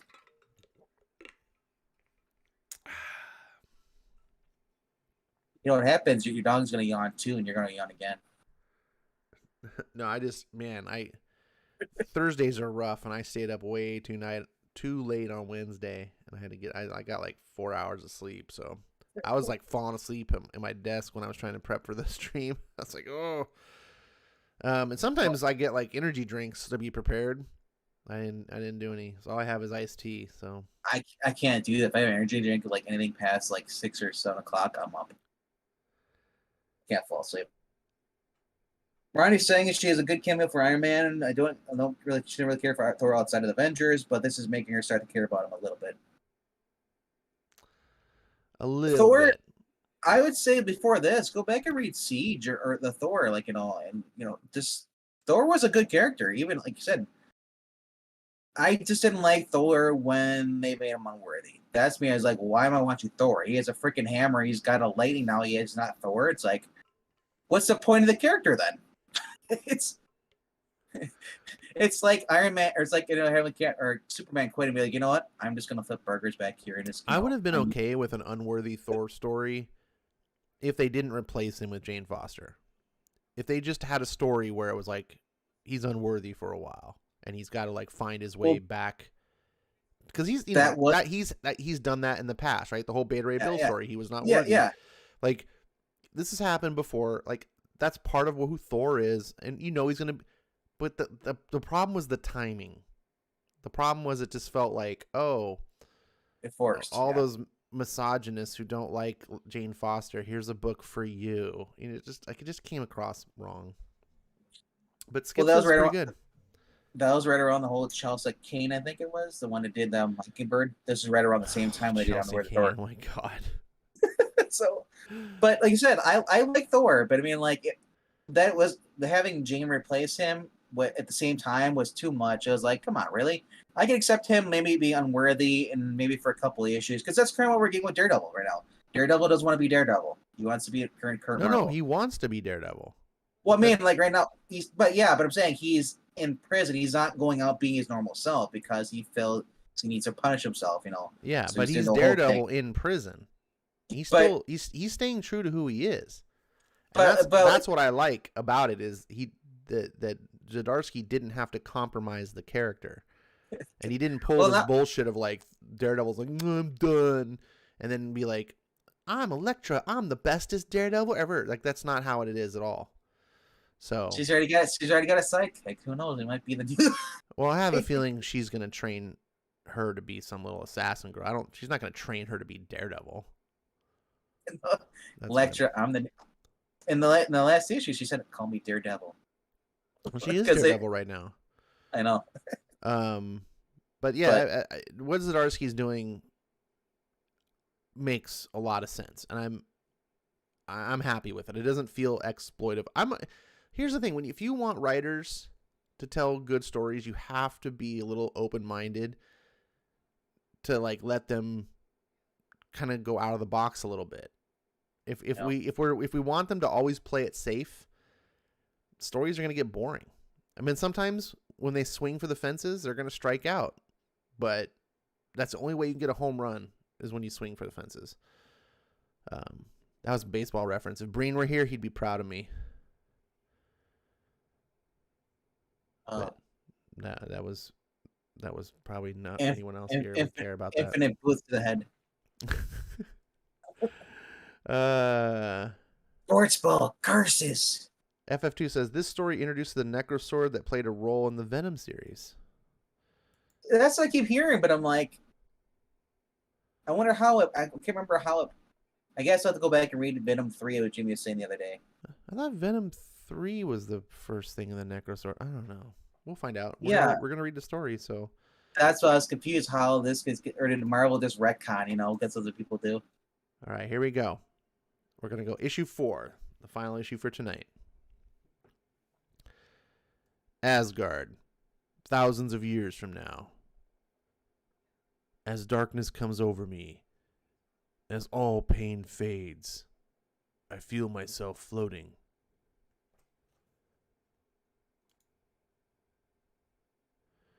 Floating through Asgard, past the broken shards of the Rainbow Bridge, past the statues of the fallen, past the crypt where I buried my mother and my father, my wives and all my children.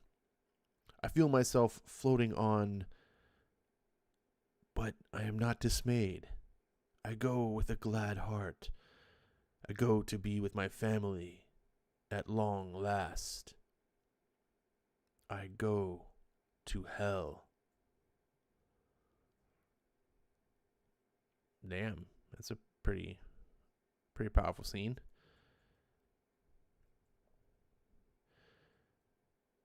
There will be no grand funeral for me in Asgard, no song sung in my passing, no monuments erected.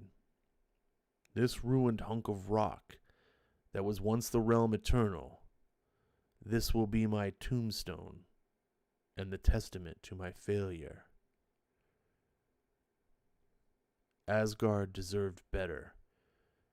It deserved a better king. I was always more suited to swinging a hammer than I was to wearing a crown.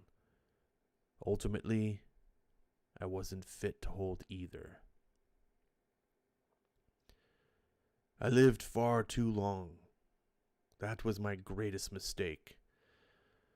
Long enough to see everyone I ever cared for die. Long enough to see the true end of all things. There are no more Ragnaroks here at the end of time. No epic battles. No hopes of resurrection or rebirth. There is only one sad old god, withering away in shame and silence, relieved that it is finally over.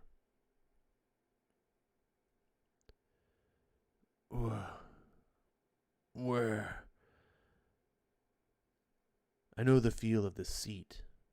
I know it all too well. This isn't the afterworld. No. This isn't. Wait. Come back. Come back here, you wretched dogs. The God Butcher. He won't even give me that one small victory, will he? Come back here and kill me. He won't even let me die. Earth, now. Who are you? Oh, wrong thing. Rewind. Who are you? I am the sort of god you don't meet every day. A god who has looked upon the face of gore. Oh, wait. No, I got it right the first time. See, this is what I hate when you you don't know who the hell's talking. Bad writing. Oh, let me read it for you. No. I can do it too. I have it all set. Okay, so back, rewind. Who are you? I am the sort of god you do not meet every day. A god who has looked upon the face of gore and lived. Like you, yes, the mighty Thor. Oh, how I've heard him talk about you. I was called Shadrach of the diamond moons of Ogogo. I was the god of wine and waterfalls until he came, until the God Butcher. I don't know why he kept me alive, why he made me watch as his black berserkers slaughtered the rest of my pantheon. It seemed to amuse him, the more I screamed. Every day I begged him to kill me next, but instead he cut off all my eyelids, so I had no choice but to see. He truly is an artist, you know. I mean that. The things he can do with that weapon of his, the things that he showed me. Gods are such beautiful creatures. I've never been more sure of that, because I've seen what they look like on the inside. I'm not certain, but I think I may have gone mad at some point.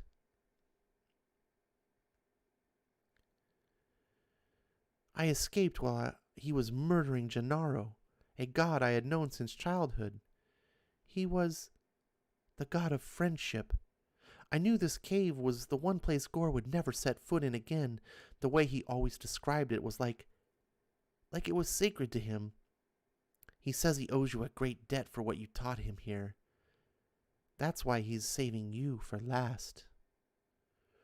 Where is the God Butcher now? How do I find him? There's no need to go looking for him. He will find us all soon enough. His rage will never die. It's the weapon that keeps him alive. It's a part of him now, thanks to you. You will see once he comes. You will see how pretty your friends are without their skins. Tell me anything you know about where he's headed or who he's after, and I promise you I will keep you safe. I don't know anything, do I? Only things I heard being screamed, the secrets he cut out of others. Kronux. There was Kronux, of course, and oh, no, we should not talk of those things, not even here. Kronux. I don't know this word. What is it? Is it a god? Just leave me be.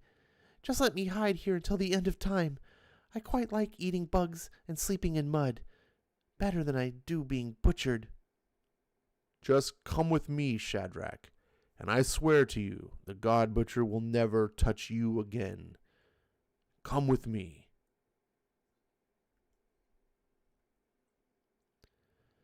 And we can end this once and for all. Omnipotent City, nexus of all the gods. Librarian! Lord High Librarian, we seek your aid. I've changed my mind. I'd like to go back to the cave now. You are safe here. These are the halls of all-knowing. If there is a god called Cronux anywhere in the universe, here we will track him down. Librarian! Where the devil is that bitter old... Lord Librarian! Oh, no. No. Oh, sorry, wrong voice again. No. Oh, no. If only I could close my eyes.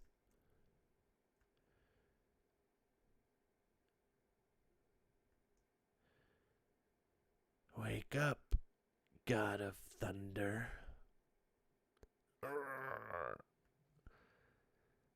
Now is not the time for sleep. 493 AD. The Cave of the God Butcher. Now is the time for suffering. And for talk. Grr. Take these chains off me and I'll show you suffering, you snake-faced coward. That is not the sort of talk I had in mind.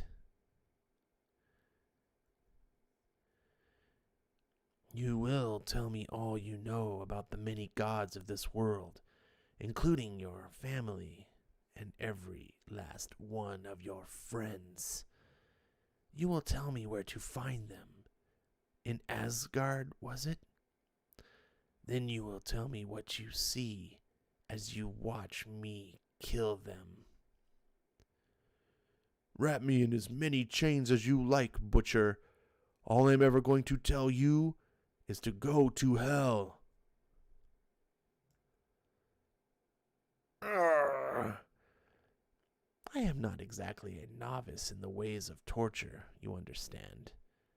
I once tortured a god of torture. After an evening alone with me, he told me where his own children were hiding. Grr, I will kill you. Fight all you like. These bonds have held 1,000 gods before you, some the size of mountains. They all start out so full of confidence and rage, so convinced of their own blessed immortality, until I show them what they really are, what their mothers are, their lovers, their infants, your meat. Just like the rest of us, little god. Meat and bone and blood and innards.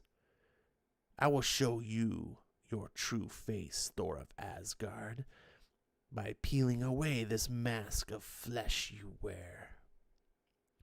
And I will chew out your eyeballs with my teeth, you bleeding... I so rarely get to take my time anymore. There are so many gods in need of attention, after all. There was an immortal on a world so long ago who dared ask me if I was a god myself. Now, with him, I indeed took my time. All gods have their breaking points. It took me 9 days to find his, and his flesh was made of stone. I am hopeful that you can keep me entertained for at least half as long. Roar! Crack-thoom! No, please, I'm not going back to Gore. He can't make me watch anymore. Grrr. Wham!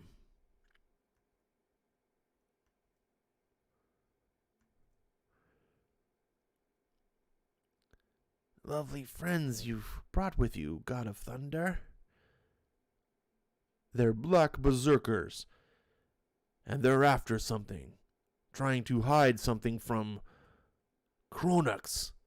Lord Librarian, where are the books on a god called Kronux? Kronux isn't a god, you imbecile. It's a world, a hidden one, and the only book that can tell you where to find it is over there burning. Thor!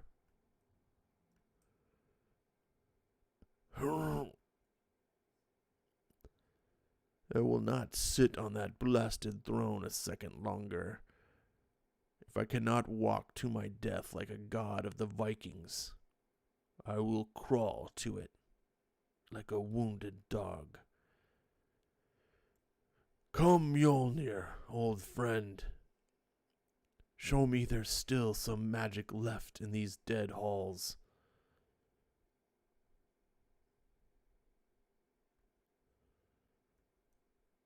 Whoosh. Oh, that's pretty cool. It's ripping his arm off. He's like holding on to it. I like that. It's pretty cool.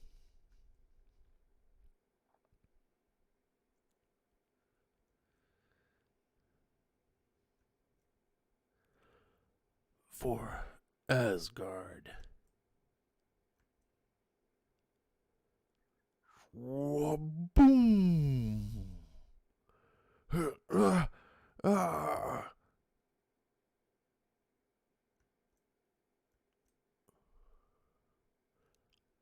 Damned useless enchantments. Or the devil are those water pixies? I don't suppose you're a god of sprinklers, are you? I am Shadrach, god of songs and somersaults. Terrific. Try rolling around in that fire to put it out. Your book burned to ash in my hands, librarian, but I read all I need. I fly to Kronux, the palace of infinity.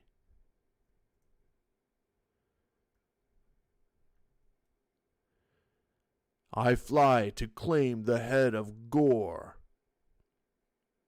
Kronux, the palace of infinity. Ah!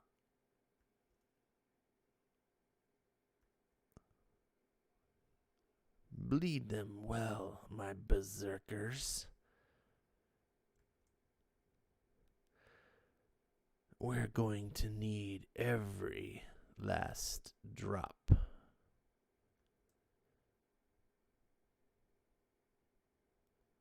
Will it be enough? It will have to be. There's no one left. Don't be ridiculous. I could always cut off your arms and legs. It will be enough. Yes, I thought you might say that. Just know that if I don't return, my black berserkers will tear you apart. I can't promise that you won't be killed once you get to where you're going. You do realize that what you'll find. Going that far back in time, you do know what waits for you there. I know more about gods and their history than you do, last god of Kronux. Because I know the secrets they scream when they're dying. Enough talk.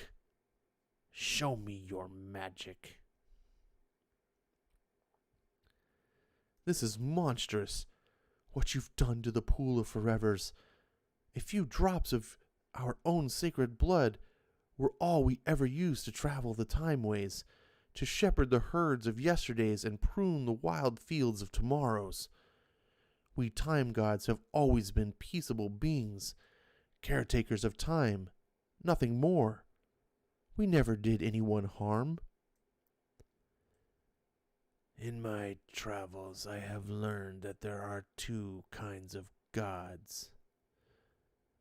Those who do harm, and those who do nothing at all. I have yet to decide which I find more worthy of my wrath. But soon enough it will no longer matter, as all gods will have one very important trait in common. They will all be dead.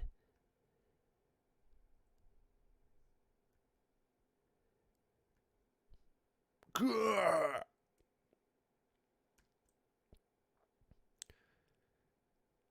What are you waiting for, you idiot beasts? You've won. Do you hear me, Gore?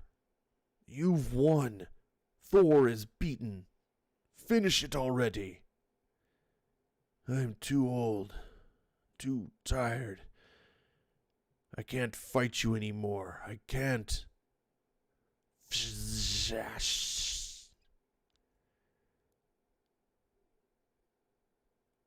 Where is the Butcher of Gods? To be continued. So this is a fourth Thor? Because he's got the hammer. I think he's going to Kronix. He just arrived at Kronix, maybe? Unless he did go through the portal, the blood, because he's all covered in blood, remember? Maybe he's in the future. Yeah, but he doesn't have the he doesn't have like the armor on his arms. No, this is the present Thor who followed Kronix through the blood pool. Right, but present Thor had armor on his arms. Maybe he took it off. I don't know. That's what I thought I remembered. The past Thor had the bear skin arms, but he had an axe. Close. Confusing. We'll find out, I guess, in the next exciting issue of Thor, God of Thunder. Dun dun dun. I guess one way we can tell is pull up the next book here. Thor, God normally. No, I guess no. I guess he doesn't have arm. I could have sworn they were drawing him with like the like male. He might have been, and maybe he just changed shirts. I'm glad that they kind of do this though. You can kind of study and look and know their look, because it is confusing if you don't pay attention when they bounce around. I literally thought that was Odin to the right. Yeah, they did the same. Oh, look, he lost an eye just like Odin did. I never liked that. But anyways, going back again. Let's see. Dragon Ball says, I'm really behind.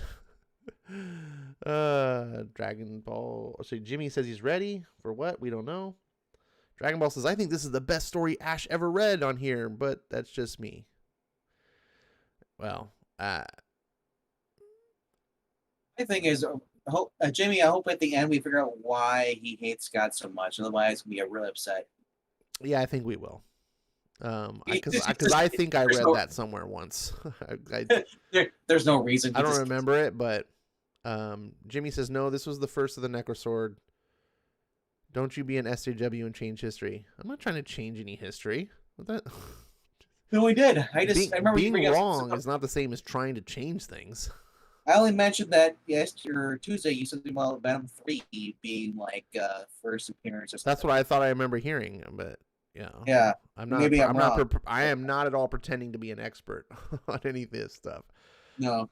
I'm just here for the puns. For 3 years, people said I was crazy for liking this Thor. Look now, seems like everyone's liking the book. I don't remember anyone saying you were crazy for liking this book. No, People said we're you were crazy. crazy for liking Avengers and Jane Foster Thor and other books. And But I would have Bendis, never put this on my read list if I thought you were crazy.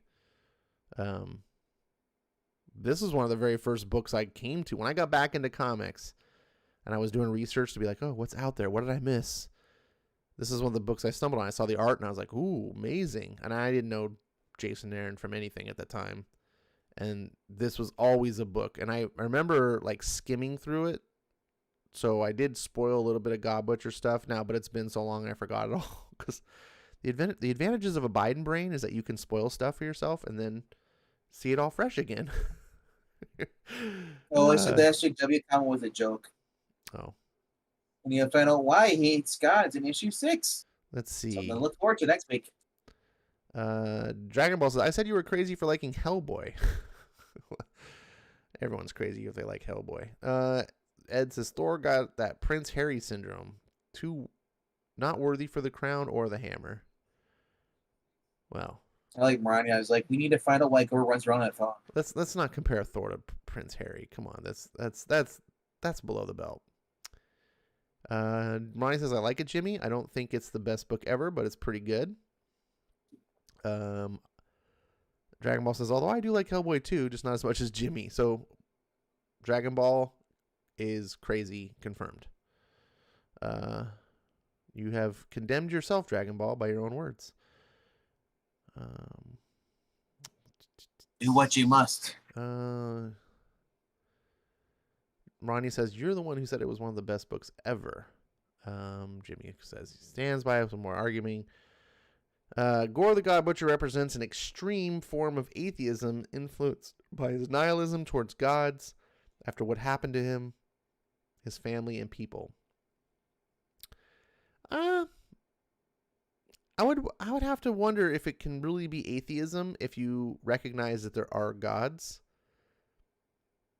You just want to kill them.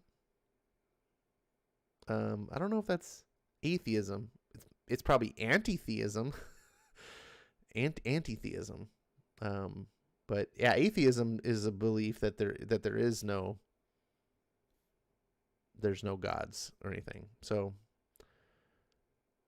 that's just that way. I'm just moving on. I'm digging a hole.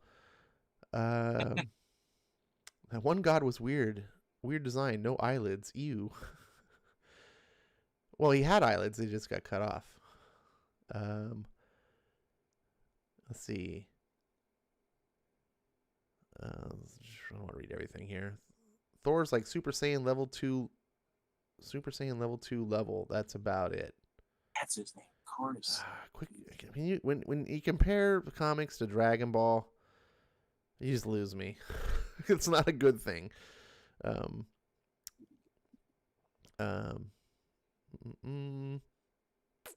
seen comics explain 6 or 7 hour video of this. 6 or 7 hour video of this? Holy cow! I don't think it'd take me 6 or 7 hours to just read it.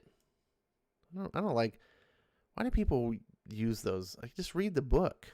I don't understand why you'd want to just have someone spoil the book for you. But I guess maybe you can't read every comic. So if you think I guess Comic Explain would be something I would use if I think the book sucks, but I feel the need to know what happened. Like, I might watch Comic Explain for Civil War II because I don't really want to read Civil War II, but I am curious to know because it gets talked about a lot.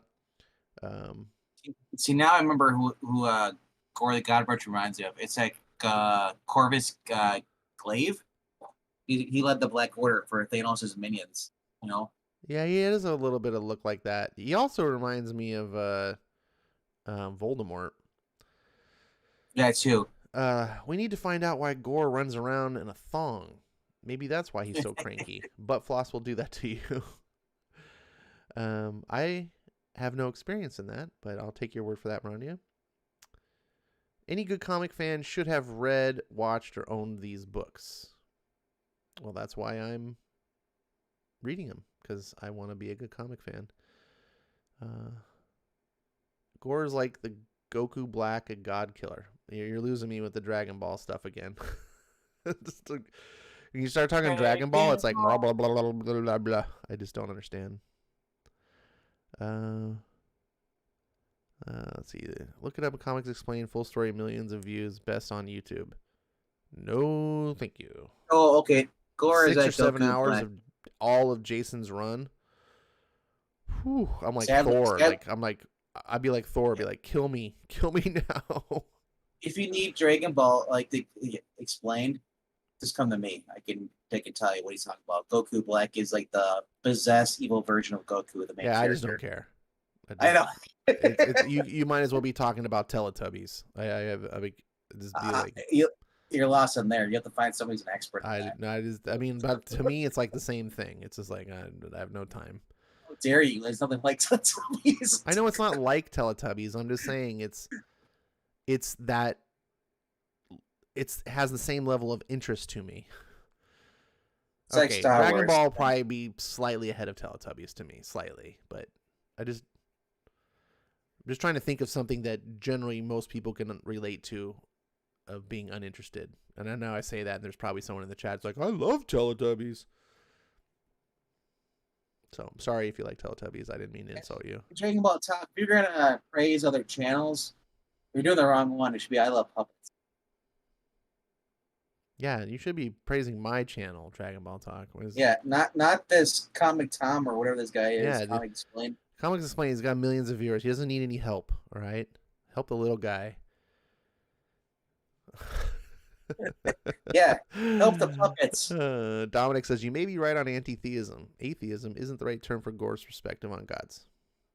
See, look at that. We can all talk and come to an understanding. Goku Black was a god-level being who slew other gods. Sounds a little bit like Gore. Yeah. I suppose. It's going to be interesting. I'm kind of actually more intrigued now that I know that this sword is the Necro Sword, which Null wears. Or not wears. He uses. I'm assuming that's where he gets his power. That's going to make the whole, like, King and Black stuff more interesting. I hope it's all tied in. I hope when I'm done reading this, I feel like it's connected. I don't remember any mention of Gore whatsoever, other than this. It's the sword that Jimmy's talking about. But then again, maybe I missed it. Unless Jimmy's saying that the sword that Gore is wearing is the sword that Null uses in the final battle. Out of symbiotes. Yeah, that's the sword that he has that you see like in the pictures. Yes. That's the Necro Sword. So, is that how Gore gets his powers? Is he controlling symbiotes? I don't think so, but it would probably explain why Gore's powers are similar. Glue? I'm assuming he gets his powers from the Necro Sword. The Necro Sword was created by Null, and Null is like one of the oldest beings in the universe. So they're kin. They're dark brothers. And he got beat a little bit way too easily, but what are you gonna do? I was a little disappointed how easily you had a villain of like Null's status get beat.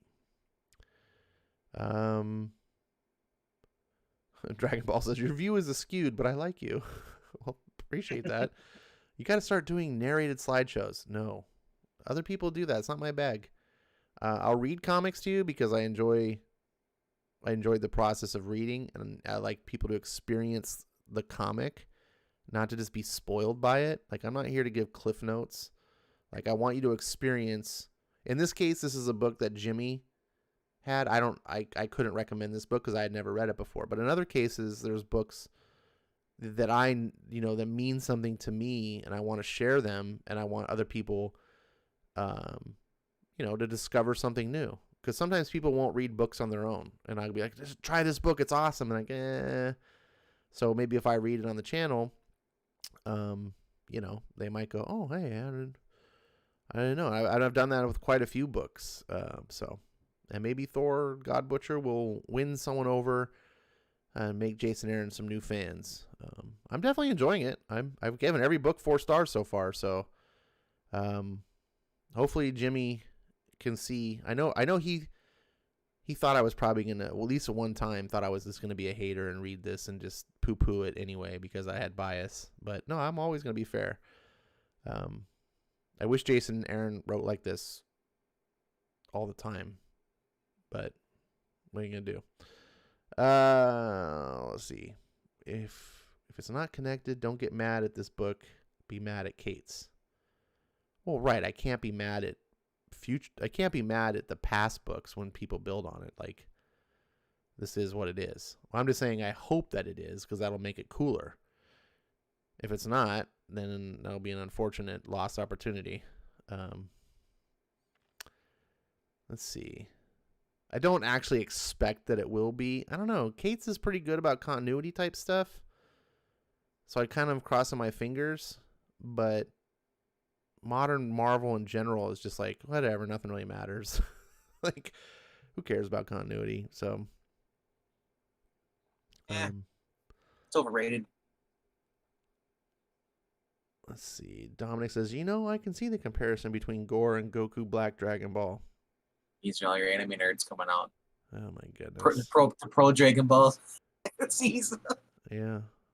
Well, I can see the comparison of Dragon Ball Super Action. Give me a Dragon Ball Z character. That's popular. Vegeta. I can see the comparison of Vegeta and the purple Teletubby. So there.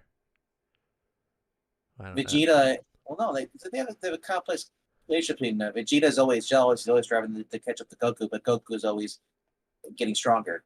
So it's like, I'm trying to figure out who would you compare that to in Marvel or DC as far as getting. I don't know. I think of it as My Hero Academia. You get Bakugo, I think, as you're trying to catch up to the main character, Daku, or that. But I don't know. It's apples and oranges. Anime trying to compare it to American comic books doesn't really fit all the time. All right. Well, I'm glad that people love Dragon Ball Z. I'm just too old. It was like way past my time. It was my teens, man. My cartoons of my youth were like the original Transformers, Gen 1 Transformers, G.I. Joe, He-Man. Yeah. Now, I did actually get into anime at an early age because of influences like Battle of the Planets, which was a Japanese anime brought over here called Science Team Ninja Gatchaman. But as a kid, it was Battle of the Planets, and I loved the shit out of that. And Robotech, that was another one, which of course everyone knows is Macross. But those are my childhood things. By the time Dragon Ball Z was out, I was like 30, and it was just a kid show. And it's one thing when you come across that stuff as a kid, you carry it on to your adulthood because you have that nostalgia. But when you are introduced at an older age, it's harder to relate. So, but to be fair, I haven't really watched much Dragon Ball. You're set in your older ways. That's why. Well, you relate to the world differently, right? And that's why I did the Teletubbies thing, because if I was like 4 years old, Teletubbies would probably be cool. I watched all the anime and old 80s, cartoon stuff when I was in my teens. So I was able to relate more to it, stuff like Voltron and stuff with but Macross, aka Robotech, it was always weirded me out because it was all about horticulture. Yeah. or freaking Minmay. I just love fucking badass jets that transformed into robots and fired, then battled in space. Like that's the difference. Like my generation, like we were all about like tech, like in military stuff, like jets and battle mechs and things like that. And like the later generations just don't seem to give a shit about that stuff. like military. I look at the cartoons and stuff from today. I'm like, where's all the military stuff? Like kids are just kids are raised to hate the military. I guess. That's all I can think of. They're anti. We just thought it was fucking cool as shit, man. Like when I was a kid, our favorite activity when we were kids, like we would play around the neighborhood, was we just called it guns. That because we weren't creative. We're like, let's all play guns. Sure. And we would just and the guns we had, like, dude, I We would. Well, Somehow I didn't get Army. shot. We all had like realistic looking guns. Like it wasn't a It thing. was like you guys were playing Army. No, it was just called guns. Hey, let's Yeah. play guns. And we See, I grew divide up into teams, and we would like split up, and it was kind of like a combination of hide and seek. But it was like playing like paintball or something, but you didn't have actual paintballs, and it was whoever could like point at the other, point your gun at the other person and shoot like first, you just hit. Like it was a dumb, silly thing. But the idea of sneaking around and hiding and ambushing people, and you did it as teams. That's just a super fun activity as kids that we did. But like today, first of all, today you couldn't even do it. Parents would just be horrified that their kids were running around with guns. Much less you can't have guns. Like you can have like a weird fluorescent orange and green super soaker or something that looks nothing like a gun.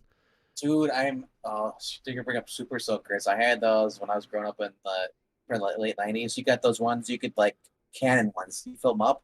You get like a 5-gallon bucket of water, and you just pull that thing back, and then you shoot it out. It shoots like 5 gallons of water at someone. It was like a bazooka. Yeah, no, those were cool. I mean, for water guns, but I'm just like saying. Well, I also had airsoft guns too. Like I remember having I had a pellet gun that totally looked like a 45 automatic pistol. I got a CO2 tank one. Yes. Yeah, it was like a CO2, but when you just held it in your hand, and that was a cool thing to use because it was metal, so it had like weight. But yes. Dude, that thing looked real. It was all black.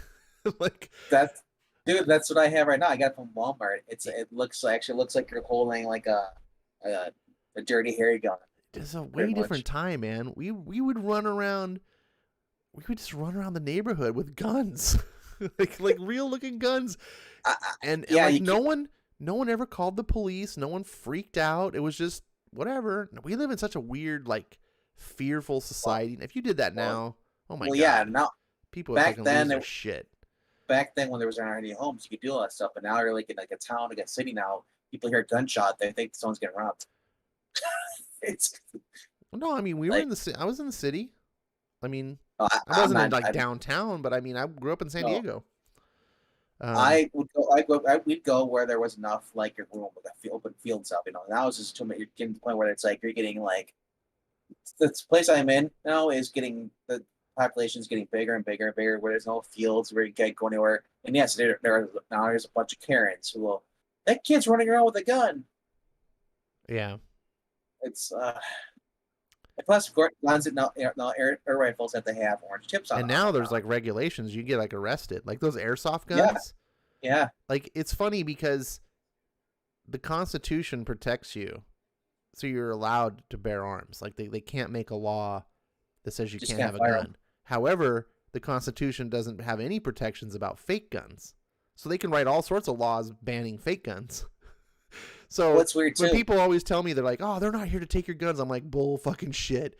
You would so want to take, because you want to take fake guns away. You're going to tell me you don't want to take real ones away? You can't allow me to have fake ones? You're restrained. That's like saying like the rabid pit bull that's on a chain. You're like, oh, if we just let him off the chain, he's not going to bite anyone. Bull fucking shit.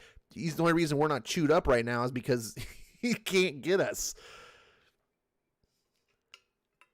Yeah, that's weird though, because like here in Washington County, you can't fire a gun, but you can own a gun. Like you're not allowed to set off fireworks either, too. It's like there's ordinance stuff. I can understand for like the big mortar shells, but for like a bottle rocket, I guess. But again, people will do bottle rockets when you live like it's like look at like the LA. It's concrete jungle. There is really no grasses. It's this building next to building next to building next building. You may have a 4 feet by 4 feet yard in the front, or if you're lucky, you have 12. But yeah, that's the one thing I can understand that if people do start fires like with the bottle rockets. Ed says he had a very real cap gun as a kid. I never had any real cap guns, but dude, I remember they used to make these like snub nose revolver cap guns. I don't know if you remember these. And I got the revolver, like the revolver barrel pulled out, and it had, you put the caps were like a ring.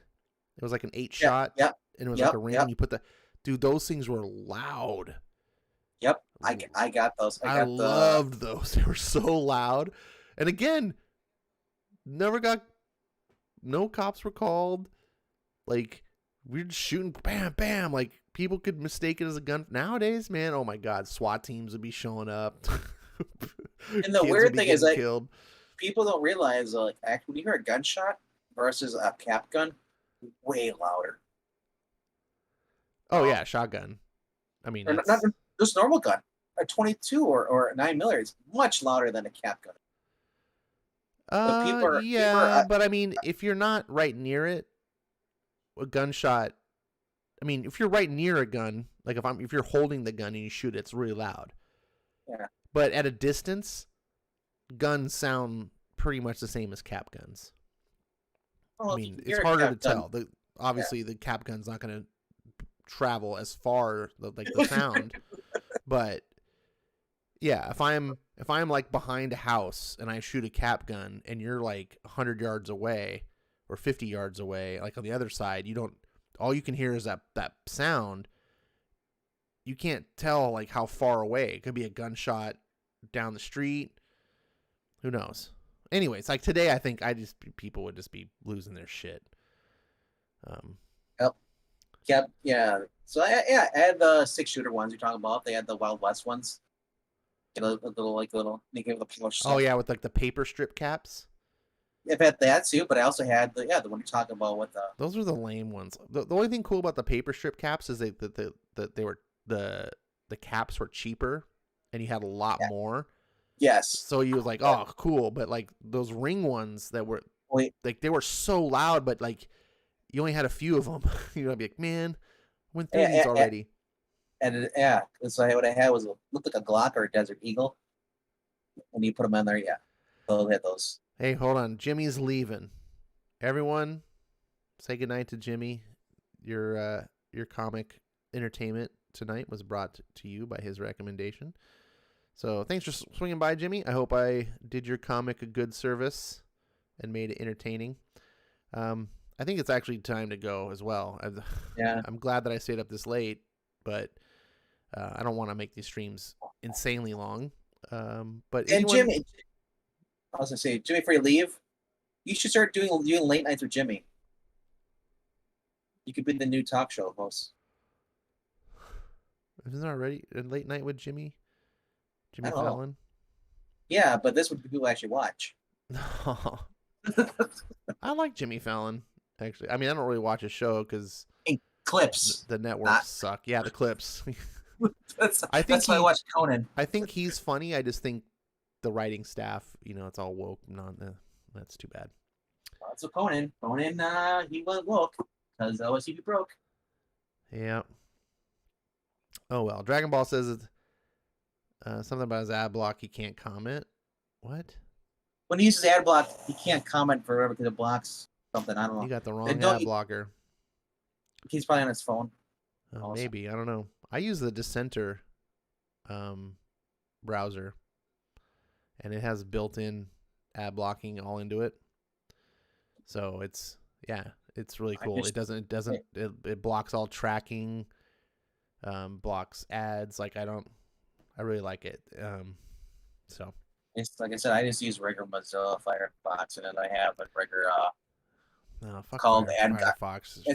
Remember that president when she went all fucking woke and. Yeah, but DuckDuckGo isn't private either, so it doesn't make a difference what you use. Pretty much. I mean, Dissenter. I might try Brave though. Dissenter is by the guys that do what is it? Gab, the social media site Gab. Dissenter is their browser. It's built off of the Brave browser, which is built off of the Chrome.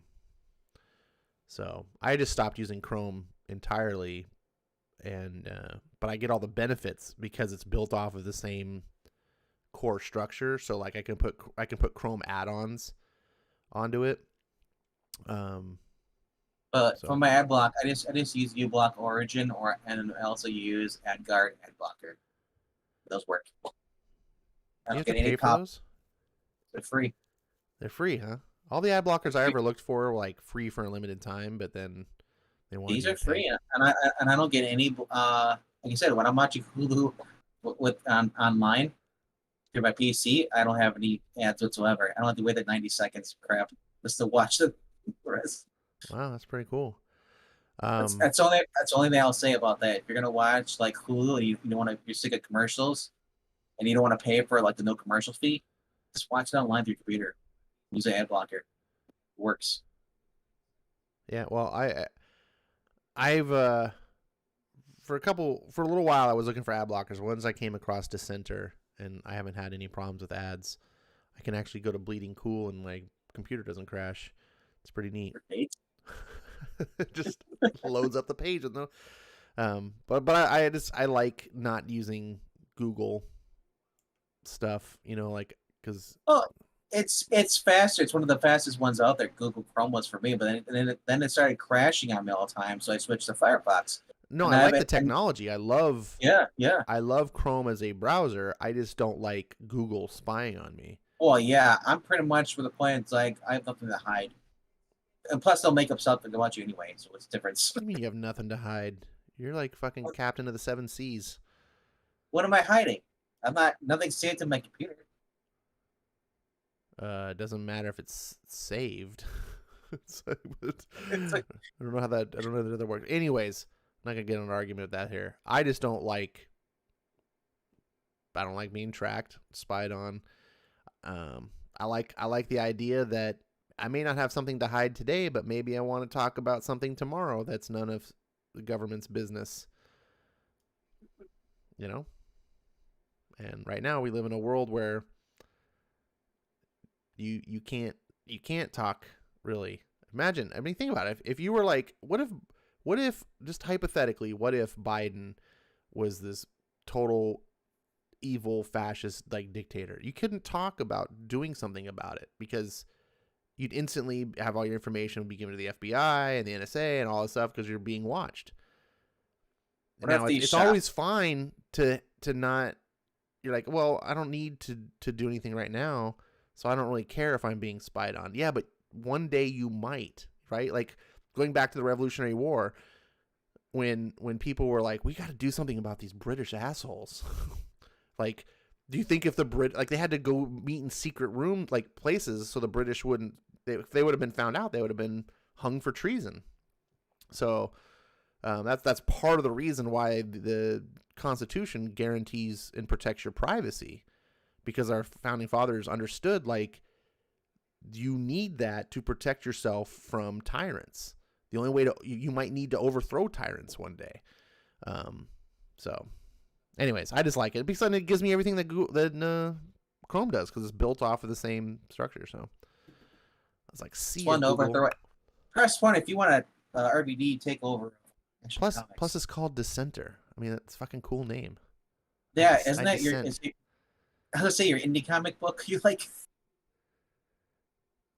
Dissenter? Wasn't that not your indie comic book? Dissenter. I know. Like,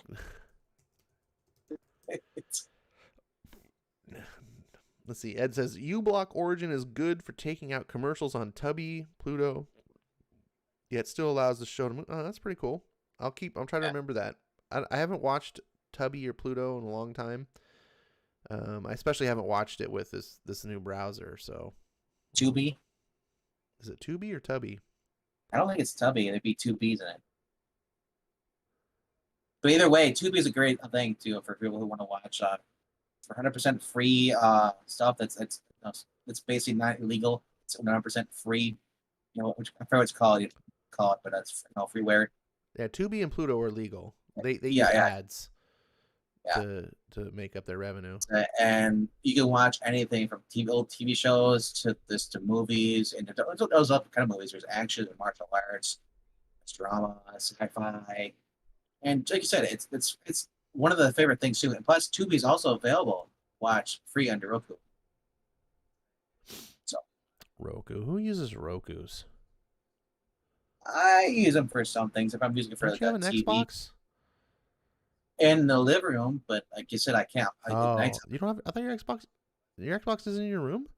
No, I have the PS4 in my room. Oh, well, okay, we got a PS4. Yeah, I never got one of those Rokus or anything because I just use my Xbox for Well, all that. I just installed all the apps on the Xbox. I had the Roku before that, before the PS4 and all that stuff. Really? Yeah. Before the Xbox 360? No. I meant before I got the PS4 because I have Xbox One. Yeah. Right, but what did you have before the Xbox One? Did you not have a console? I had a PS2 Oh, okay. and Well, then an Xbox 360, but even then I don't use the Xbox 360 for going online unless I was playing Xbox Live. I do like Chromecast. That's the only. I do like Chromecast, but whatever. We're not here to talk. We're just fucking gabbing about nothing. Everyone's going to sleep. All Thank you right. guys for being with us tonight. Thank you, Real Dr. Venkman, for joining on and having discussion. That was always fun. Thank you, Skip, for the short time you were able to attend and say hi. It was good hearing from you. And check out I Love Puppets in an hour from now. They're gonna be covering the Bad Batch, Star Wars, and then Is it really in an hour? Jeez. Yeah. That's like, oh yeah, because it's like 4 a.m. Eastern time. Oh my god. So check out for Zach on there and Zach and Puppetine. Zach and Puppetine. Yeah, Zach doesn't hang out with me anymore now that he's found Puppetine. He used to come on my show and then he said, "F you, Ash. I'm out of here. I got puppets." I don't know. Maybe it's just easier to talk to a puppet than talk to you. I'm pretty hard to talk to. Or he's got strings on him. Perhaps. I reference myself that I have like a Biden brain, and Biden's a puppet, so I'm kind of like a puppet. I don't know, Ben. If you go on I Love Puppets, it's like being on Sesame Street. Oh my god. It's like everybody wants to be on Sesame Street. Well, yeah, before it went all stupid woke. Oh yeah. All right, guys. Thank you so much for being here. If I don't close this thing down, it's never going to close. Sorry Have for a good running night. long. Everyone, good night.